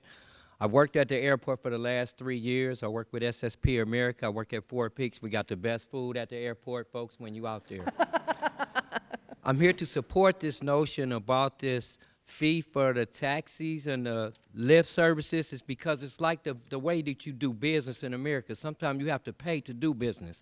You got to pay a fee in order to get a cab, even though you got to pay that fee before they give you the cab. You don't pay the fee after you bring the cab back. You pay it up front. And now, as someone that works at the airport and I use public transportation every day because I am a tree hugger, I do worry about the environment for my grandchildren. And I do know sometimes I use Uber or Lyft to get to work on Sundays. And sometimes I notice that there's a $3 fee added on to my Uber or Lyft fee. Now, if you're telling me that you got a problem paying this fee, then it seems like you don't have a problem collecting this fee. And that's like cheating. Might not be sure, but that's like cheating.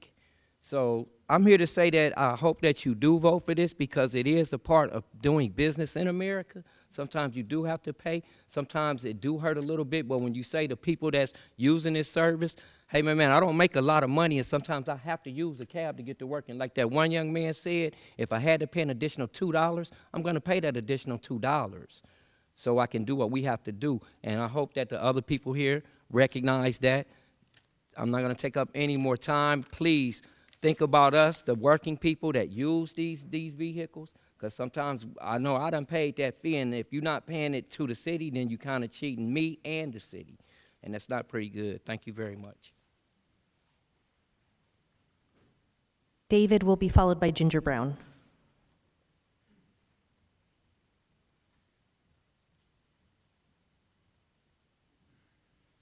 My name's David Gilbreth. I'm a native Phoenician, District 6. Doing a good job, Sal.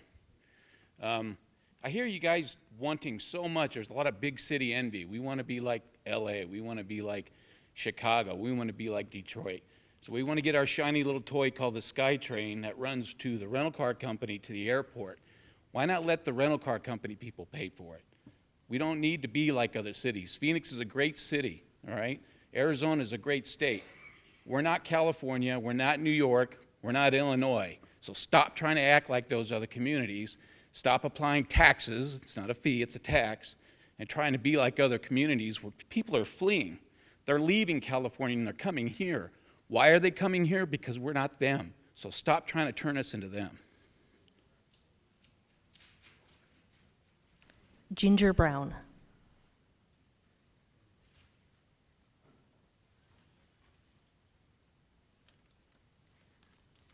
Good afternoon. How are we doing? I am a resident of Phoenix, been about 18 years now. I work at the airport for SSP America alongside my buddy here, Adrian. I work at Humble Pie, which does have the better food than Four Peaks. But I hope we do look at this Uber Lyft thing and pass it. I do Uber to work and sometimes home for at least 4 days a week, and sometimes on my off days I do also Uber and Lyft it to and from my destinations. I don't own a car, never have, so it's taxis, Ubers, Lyfts, and it costs me a couple dollars to get to work. It costs a couple dollars. A little extra to get home. I paid a little extra to get home, and it's just convenience, and you pay what you got to pay when you got to pay it, and hope for the best. Thank you. Mayor, I would like Councilwoman. to call the question. Thank you. We have a motion to call this question. Will you remind me if we need a second on that motion? Call the question. We have a motion and a second, so no longer need to ask the question. And City Attorney, it can be a voice vote. Yes. Okay. All those in favor, please say aye. Aye. Any opposed? The motion to call the question has passed, which means we will go to a roll call vote.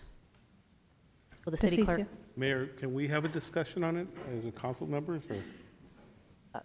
I'm sorry, you said can we have council member discussion? Can Yes. we? Would we have council member statements? Right, before the vote? So we could either have council members explain their vote when they vote, or we could have more dialogue. My sense was the motion was to try to move forward with the vote that people have reached a conclusion. Would you be comfortable explaining your vote when you vote, or do you have questions for staff? I had questions for staff. I was just going to wait for Perfect. Councilman Nowakowski. I mean, would you mind before No, calling absolutely. the question, can we go back to? Well, I'm sorry, once the question, we voted to call the question, I'm sorry, can we cannot, the motion has passed, so we cannot have additional questions. Mayor, a motion to call for the question terminates the discussion on the item, and you have the vote, or the motion on the call for question, then you have to vote on the call for the question. Okay. If it passes, then the discussion is ended. If it doesn't pass, then you continue with the discussion. And may council members explain their vote? Mayor and council members, that's up to the chair to permit if you Okay. want to let them explain. So the vote to call the question has passed, so we have ended council member questions for staff. As chair, I have the discretion, and I think it is appropriate for council members to explain their votes if they choose to do so. That's permissible. Okay, so roll call. So one more question on that. So if it passes, then we go to roll call, right, immediately? And during the roll call, that's when we can actually voice why we're voting the way we're voting, right? Correct. And on behalf of the council, we appreciate the 100 individuals who have participated in today's council meeting. It's an important issue, and we thankful that you took your time. Roll call. Dicicio. Thank you, Mayor, and I'll make them really quick. My comments, I made them earlier. What you're starting to see here is really a killing off of a business. This is just the first stage of that. Those individuals that have worked hard, the Lyft drivers, the Uber drivers that are out there, it's just going to happen unless you're willing to take a stand. You need to take a stand either through an initiative, referendum, however that is. The political bodies are not going to be listening to you on this thing, and you are the little people. Okay, you work hard. This is hard for you. This is not an easy job. I take Uber and Lyft. I finally learned how to use my phone, so I mean, I'm not that good at technology stuff, but at the end of the day, I do use you, and there's a reason for that. It's because of convenience, and there are probably other reasons too, but the bottom line is this. You are a little guy. You are hard workers. This is your business. You've done everything you can to try to grow it. This is just the first step of many that are going to try to take away your business. And you will be told constantly this is being done for your best interest. It is not being done for your best interest. It is a money grab. It's a money grab because that's what the government does. And because it finds success and it finds ways to take things from you. Again, you're going to need to fight it. You're going to need to do everything you can to find a way to stop this. And if you don't do this, and this is to the corporate guys over here, I know you're not happy and you shouldn't be, but at the end of the day, you knew this was coming. And unless you work together with your drivers and protect your drivers and protect these individuals, these small business owners, and defend them and the work that they're doing, then you guys might as well hang it up, because you're going to need to do that. You're going to need to pull it together and consider this as the first step of how you are going to fight back, because if you don't, you're going to be run over multiple times. Thank you, Mayor, and I'm going to be voting no. Garcia. Explain my vote. I'd be voting yes. I'm really excited for the zero-emission vehicles, and I really want to, beyond Uber and Lyft, want to encourage some of the larger bus companies to try to look at this. Is one of the reasons why I pushed for 40%, and that's quite a big of a number. And I know it's probably not what the aviation department wanted, but I'd hope that the 40% would be incentive enough for some of the larger vehicles to also look at having green vehicles. So my vote's yes. Guardado. Yes. Nowakowski. I'd like to explain my vote. Mayor, one of the things I was going to ask is the taxi drivers. 10 years ago, when I sat in the subcommittee, we discussed the same discussion we're having today. It's kind of like deja vu. And they were on the other end of the dial. And one of the things that we asked for was making sure that they were new vehicles. I think it was like 4 years old, or 4 years new, or older, or 4 years old, right? And anything older than that, they couldn't be at the airport, that they had to be a certain alternate fuel that they had to use, that they needed to be handicap accessible, so many vehicles, that they had to pay a certain fee, that they had to have insurance. We had all kinds of things that they had to check off to actually have business at the airport. And each of those drivers came to us, as the Lyft and as the Uber drivers are coming today, and saying that it's our business. Well, their taxi cabs are their own franchise, their own little business too, even though it's under a label or so, just like you're under Lyft or Uber. So one of the concerns I had back when we passed this was that it wasn't fair. It wasn't fair for those hardworking individuals in the taxi cabs, that they had to pay more. And it's not fair for you all that are drivers also. So I think that what Council Member Garcia said is that you all really need to organize yourselves and make sure that you get your fair share of the fees that are being collected at the curb, no matter if it's at our airport or anywhere in the city of Phoenix. So I think that that's a good advice from Councilman Garcia. The other thing too is that I heard was, and I was going to ask this question, is that Chicago Midway, Chicago O'Hare are charging $11 fees, and that you have Dallas Fort Worth, you had Detroit, and you had San Francisco charging $10 fees. So that's over twice as much as that we're asking for. So if you're all paying that in those other airports, I think we found a happy medium. I think that we sat down and we tried to have a discussion. We brought people around the table, and once again, as one of the individuals on the aviation board said, not everyone came out happy.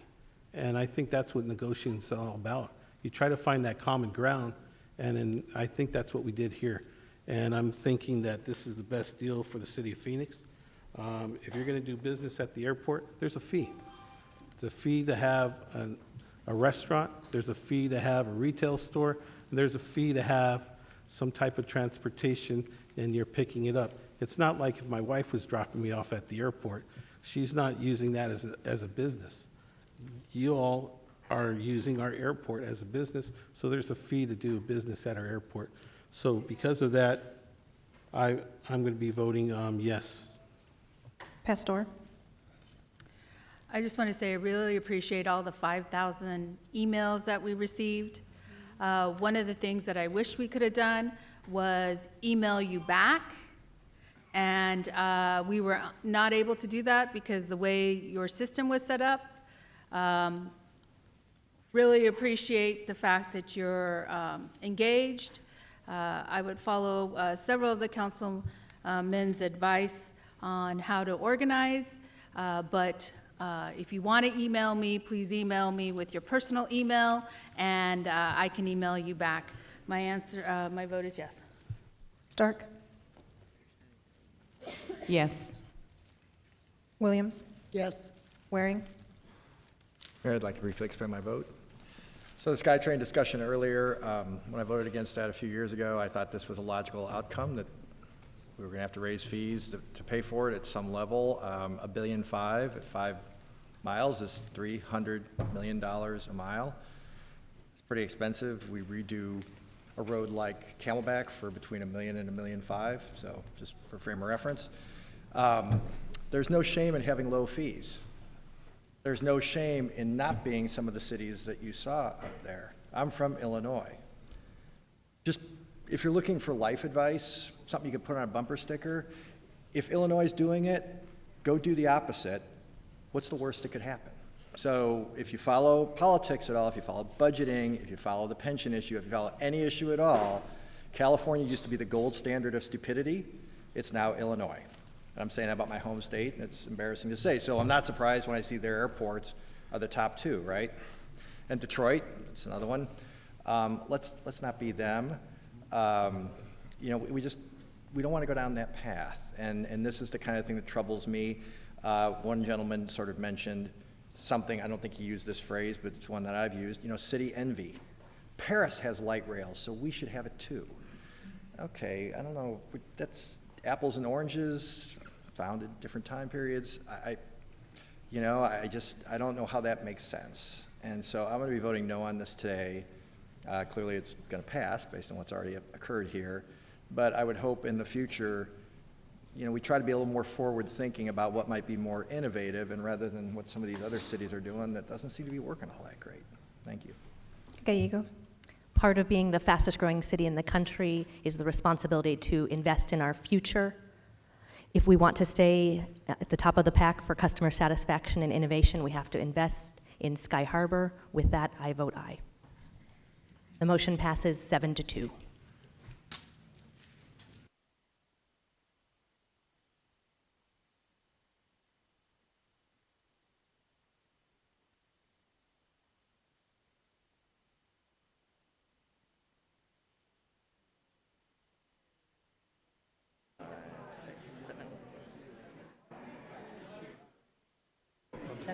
Great.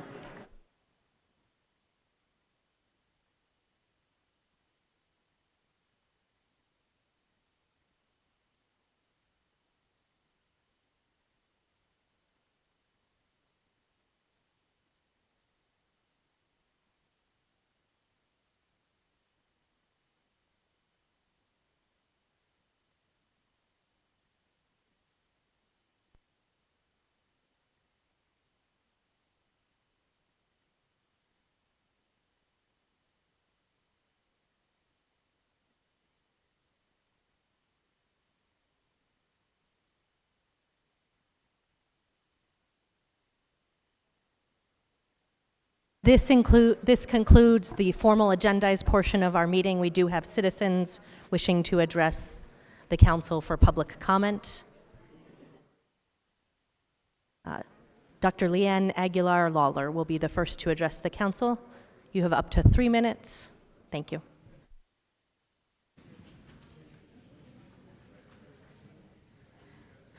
Good evening, Mayor Gallego and council members. My name is Leanne Aguilar Lawler, and I'm the proud superintendent of the Cartwright School District.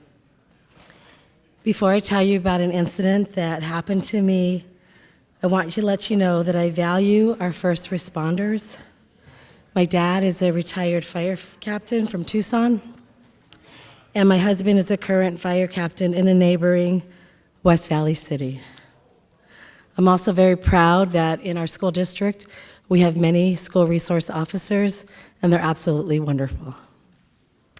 I also want you to know that I value service, not just as the leader of the Cartwright School District, but I'm also a veteran of the United States Air Force, and I served in Operation Desert Storm. Reason for my story is because I want to ensure that I can do whatever I can for our Cartwright, our wonderful Cartwright community in Maryvale. So my story. After the Cartwright School District monthly Parent Advisory Council meeting that I had this past Monday, October 14th, 2019, at approximately 7:20 p.m., I said goodbye to my colleague, Assistant Superintendent Dr. Osuna, in our employee parking lot and headed home in the normal manner, heading towards Indian School Road to head west to my home. After traveling west on Indian School a short time, I noticed there was a backup of cars, not unusual. At this time, I was in the far left lane. There are 3 lanes heading west on Indian School, plus a turning lane. I realized after several minutes of stop and go and creeping speed that there had been an accident at the intersection of 67th and Indian School. Again, not unusual. There were police and fire department personnel on the scene. I continued to follow the cars on Indian School and also watching the cars heading south on 67th Avenue, turning right onto the left lane of the accident scene, heading west, the same left lane I was in. While at the red light still on Indian School, when it turned green, I took my turn and slowly drove through the intersection to see where cars were being diverted. I had not seen any personnel directing traffic and was stopped. Then it happened. Someone started pounding on my window.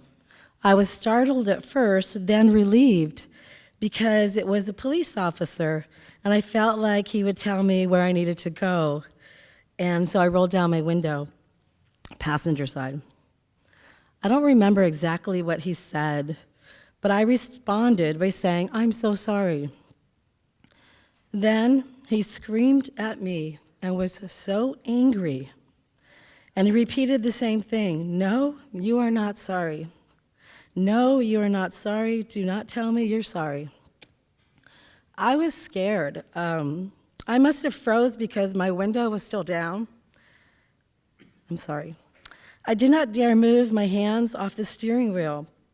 I was trying to make the U-turn to head east, and he kept screaming at me and pointing, "Go that way now, go that way now."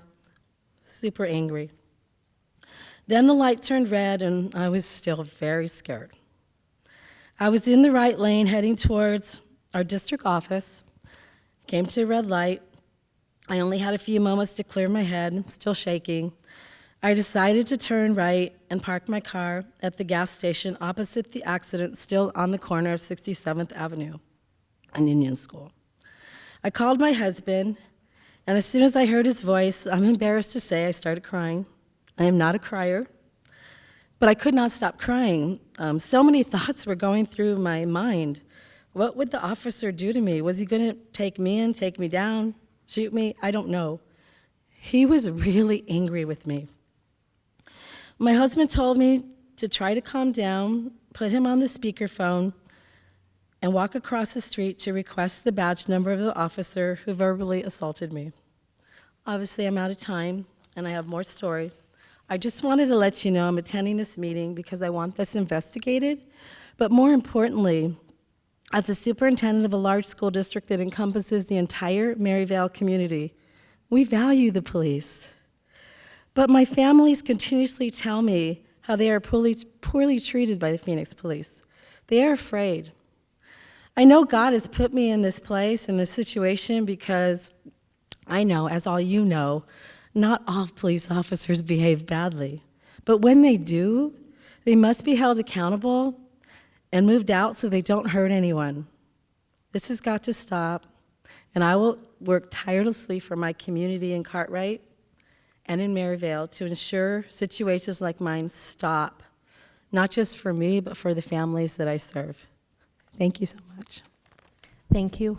We have several council members who will have expressed interest in working with you. And Chief Kurtenbach, could you raise your hand?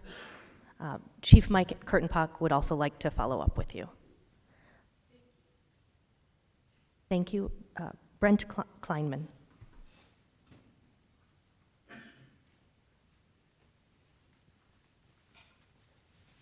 Madam Mayor, members of the City Council, thank you. Councilwoman Guardado, before you leave, I just want to ask you one thing. In future cases, I know everyone's got places to go and people to see, but when you get civic involvement like this and you get people down here to speak on a topic, to call for the question as quickly as you did makes it difficult. It kept council members from asking questions to staff. It kept people who are invested in this from asking questions. All the topics weren't covered. I appreciate the fact that you all want to go to dinner. I'd like to go to dinner too. But council is here to listen to the citizens and not less than halfway through to say, hey, we've heard enough, let's vote. Because that's not the purpose, to get through quickly. The purpose is to hear all the information. So that is very frustrating and because I sat here for, 3 hours to not be able to speak because I didn't get my card in early enough.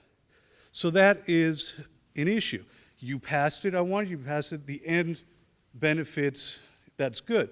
But there are comments that need to be made, need to be heard, issues that may have come up that you haven't thought of that some of these people had things to say about. So please be a little bit more thoughtful about the people that take time off from work, come down here, sit here, wait, listen. We're as equally frustrated as long as it drags on, but we're giving up our time. We're not paid to be here. You all are paid to be here. So please allow us to have our voices heard. And also on a lighter note, before I leave, Councilman Nowakowski, please do me a favor, help Sal pat himself on the back, because he's going to pull a muscle soon. I mean, all the times he keeps saying everything he did right, he's done good. I just don't want him to not be able to play tennis or golf. So every so often, just help him out and give him a little pat on the back. Thank you. Joanne Scott Woods.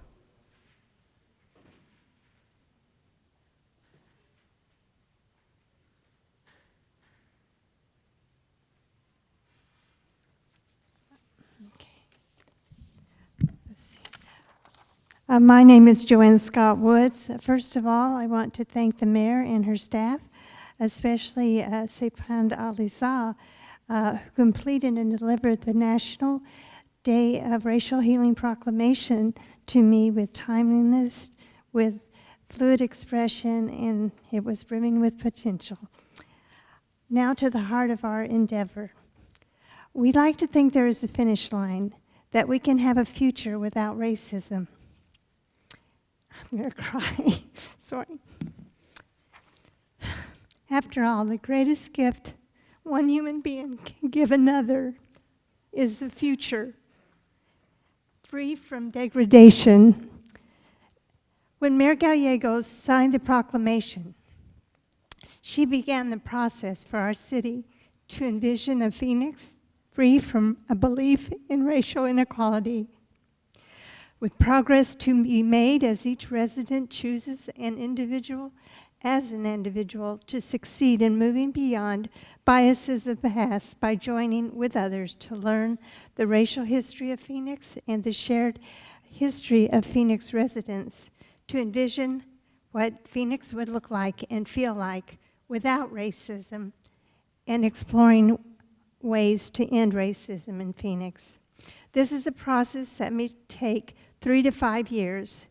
We will now be among the 14 communities in the United States and those in Canada and Australia who are taking collective action towards a more just and equitable world.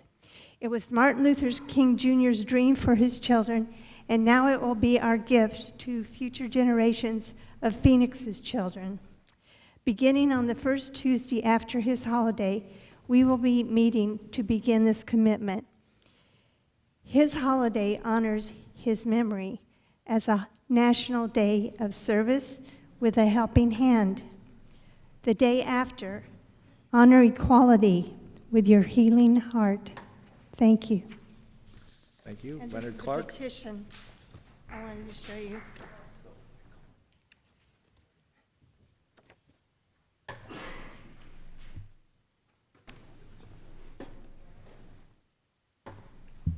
Thank you. My name is Leonard Clark, and I'm here. I think this is very important today. I'm very, very afraid that the children here in the city of Phoenix, the 5th largest city of the United States of America, have been being taught wrong on their ancient history. Today, I was educated by the President of the United States in Italy. I did not know it, but the United States, our history goes back to ancient Rome. We've been pals. We've been palling it up here, the United States of America. And I thought that we were founded in 1776, but evidently the president has revealed today in Italy that we have ties. The United States, we've just been going back to ancient Rome. In fact, I've just learned, I'm thinking that Julius Caesar has been one of the major founders of Orange Julius and Little Caesar's Pizza. So I'm thinking that maybe you could set up a committee in the city of Phoenix, because we are the 5th largest city. And I think that it's a great injustice to our children. Phoenix Union High School District, Roosevelt Elementary School District, Isaac School District, all of the school districts are teaching that, you know, the United States was founded in 1776, and we don't have anything to do with Rome. We do study about it. So this is a great, great, important matter. The president himself now has told us all, has educated us. Being we the 5th largest city, please talk to all of the state superintendents, or our state superintendent, Kathy Hoffman, and we should have spoke to the superintendent from Cartwright right now and just say, look, you know, you guys are teaching the children wrong in Phoenix. We go back to ancient Rome. We have ties with ancient Rome. So thank you very much. Et tu, Brutus? Thank you. Thank you. Dee Dee Barker.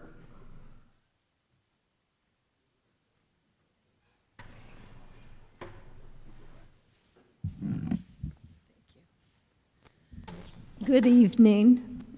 I'll be brief. To the mayor and council, our staff, and the public, my name's Diane Barker. I reside in District 7. And I've lived downtown now for, I think, 7 years. And I've seen quite a big change from, what do we do on Monday? Get out. We go downtown. Meet me downtown. Now is Fit Phoenix at Hans Park. And I've seen some large buildings go up. One's down the street from me. 19 stories, apartment building. Okay, with all of this, what I'm saying is we're acquiring more people, and we'll be getting more cars. I even got a car, but I came on my bicycle. And we need to have more shade. Our community, the Roosevelt Action Association, just got a donation, I understand, from Moon Valley for $2,500 for trees. So we need more shade so that we can get more people that are willing to get out, and it'll be cool enough for them to walk year-round.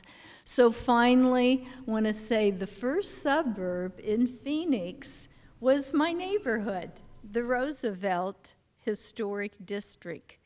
And now we're having a home tour. We have this usually every year, but we've missed a couple years recently, and it's a great event. These homes that are in the early 1900s, people have taken great care, and through the city authorization of historic, they have kept it right to the original design with a lot of things, and then done things like in Encanto, opened it up with big windows and like that. So we want people to get out. It's rooseveltneighborhood.org. There are tickets to go in the home, but then I understand that there's going to be what they call speakeasy. It's going to be a little crawl through some, and we're getting really cool neighborhood restaurant bars. And so those details are coming out, and there may be a package for the tickets for the home tour and like that. But I can say this is really a good time, Phoenix. Hance Park, you know, we got some money donation for that too. I think it was Fiesta Bowl, $2 million, and, you know, put a playground in and like that. And that is our neighborhood there. And what I want to say, after living in 7 cities in the Valley in the last 3 decades, with mainly in Phoenix, Hance Park gathers people from all over the Valley. I mean, people have even flown in to go to some concerts at Hance Park. So Thank make you. transportation, Pat make Labate. transportation Pat Labate. good Thank you. into Hance Park. Yeah.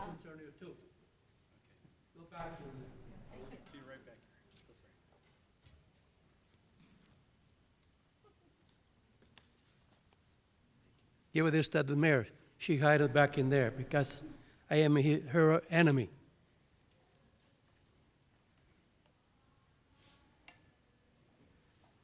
I have come, my name is Pasquale Labate. I haven't come here for a while, now I come back.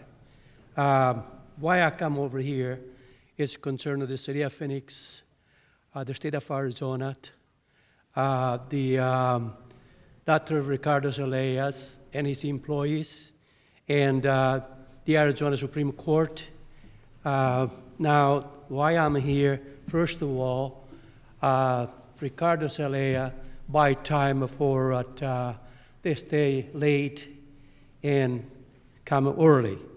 I think the office is got to be like any other office from 9 to 5 and not from 7 o'clock and to 6 o'clock at night. Now, the other thing is, Ricardo Zelaya, he filed an injunction against harassment against Pasquale Labate.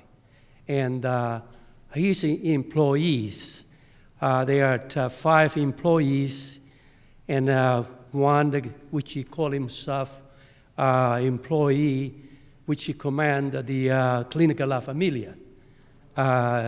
This is not suitable. First of all, the buy time for the people, they come in there and clean up the parking lot in there 4 o'clock in the morning with the big blowers that they wake up even the dead people in the grave. And that got to be stopped. They got to be started at the time they should start, which not interfere with this other people. Now, they have also, they have trucks. They come in there early in the morning, and so commercial trucks is not allowed to go on a little street. And they got to stop this. The thing is, now, as I start to do things, now the people who's going in the clinic, they must park in the street. As we got it in that May 10, 2016, the city councils granting Ricardo Zelaya to rezone the property he bought at 1529 East Valletta Street. Thank you. That's 3 minutes. Kim Baker. East Valletta Street. And so therefore, they granted a P1 zoning for off-street parking. Okay, so that was 3 minutes. We appreciate very much you coming down. I beg your Thank you. pardon? That was 3 minutes. The thing beeped. Well, I got to say what I got to say. Okay, it's 3 minutes. Everybody knows the rules going into this. Kim Baker, please. 4 hours, and now you're trying to push me out of here. Well, no, you know it's 3 minutes. You know, because you've been Hey, here Ed, before. we have it's a 3 staffer minutes. meet with him regarding the issue. I know what he's talking about on the P1 end of it. If we could have someone meet with him directly and make sure that we get it all down, if you don't mind. Thank you. It's not fair to the other people. He's been waiting too. Mr. Baker, please. Sir, the city in Phoenix are involved here on this matter, okay? Ed, you're going to have somebody meet with him, correct? The city of Phoenix purchased the property from the state of Arizona.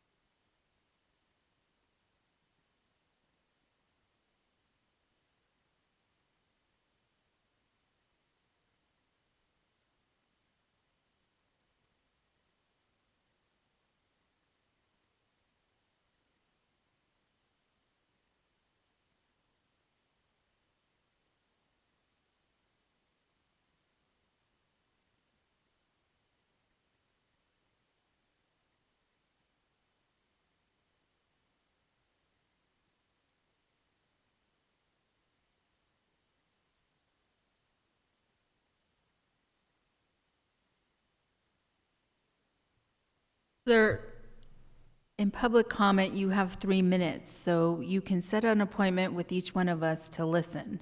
No, but the people, the city council gonna listen to me what I got to say. Yes, but you're past your 3 minutes. I can talk anytime, because I told the city manager, come over. Want to talk to me in person? No, but this is not a matter of money, okay? Thank you, Mr. Baker. I take a different way on this matter.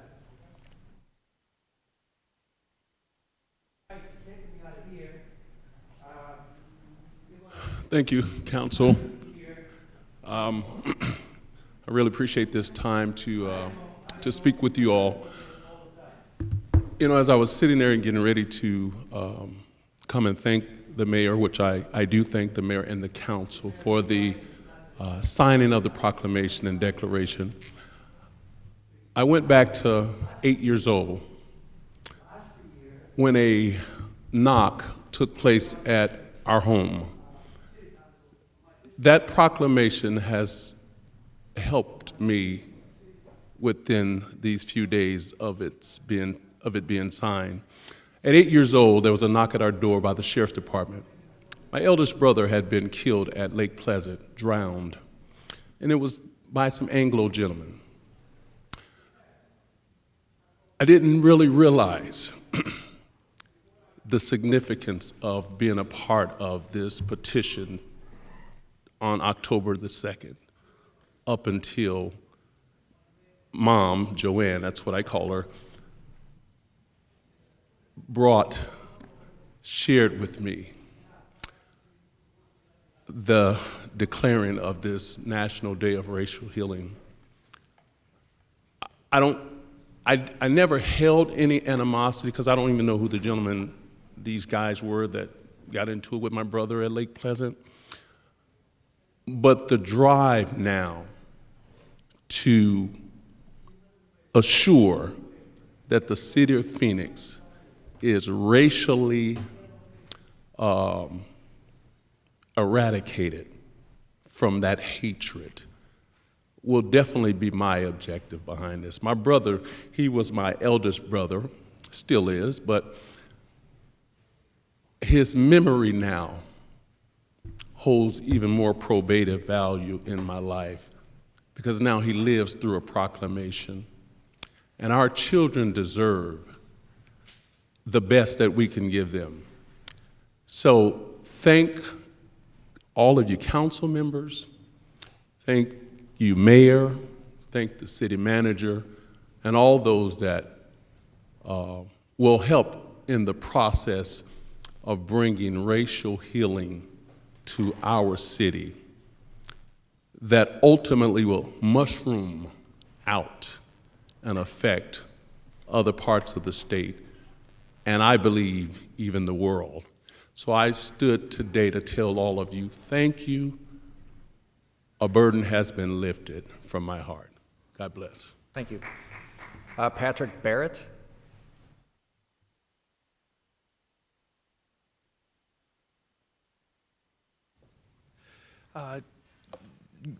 Greetings, Council. My name is Pat Barrett. I'm born and raised and live here in Phoenix.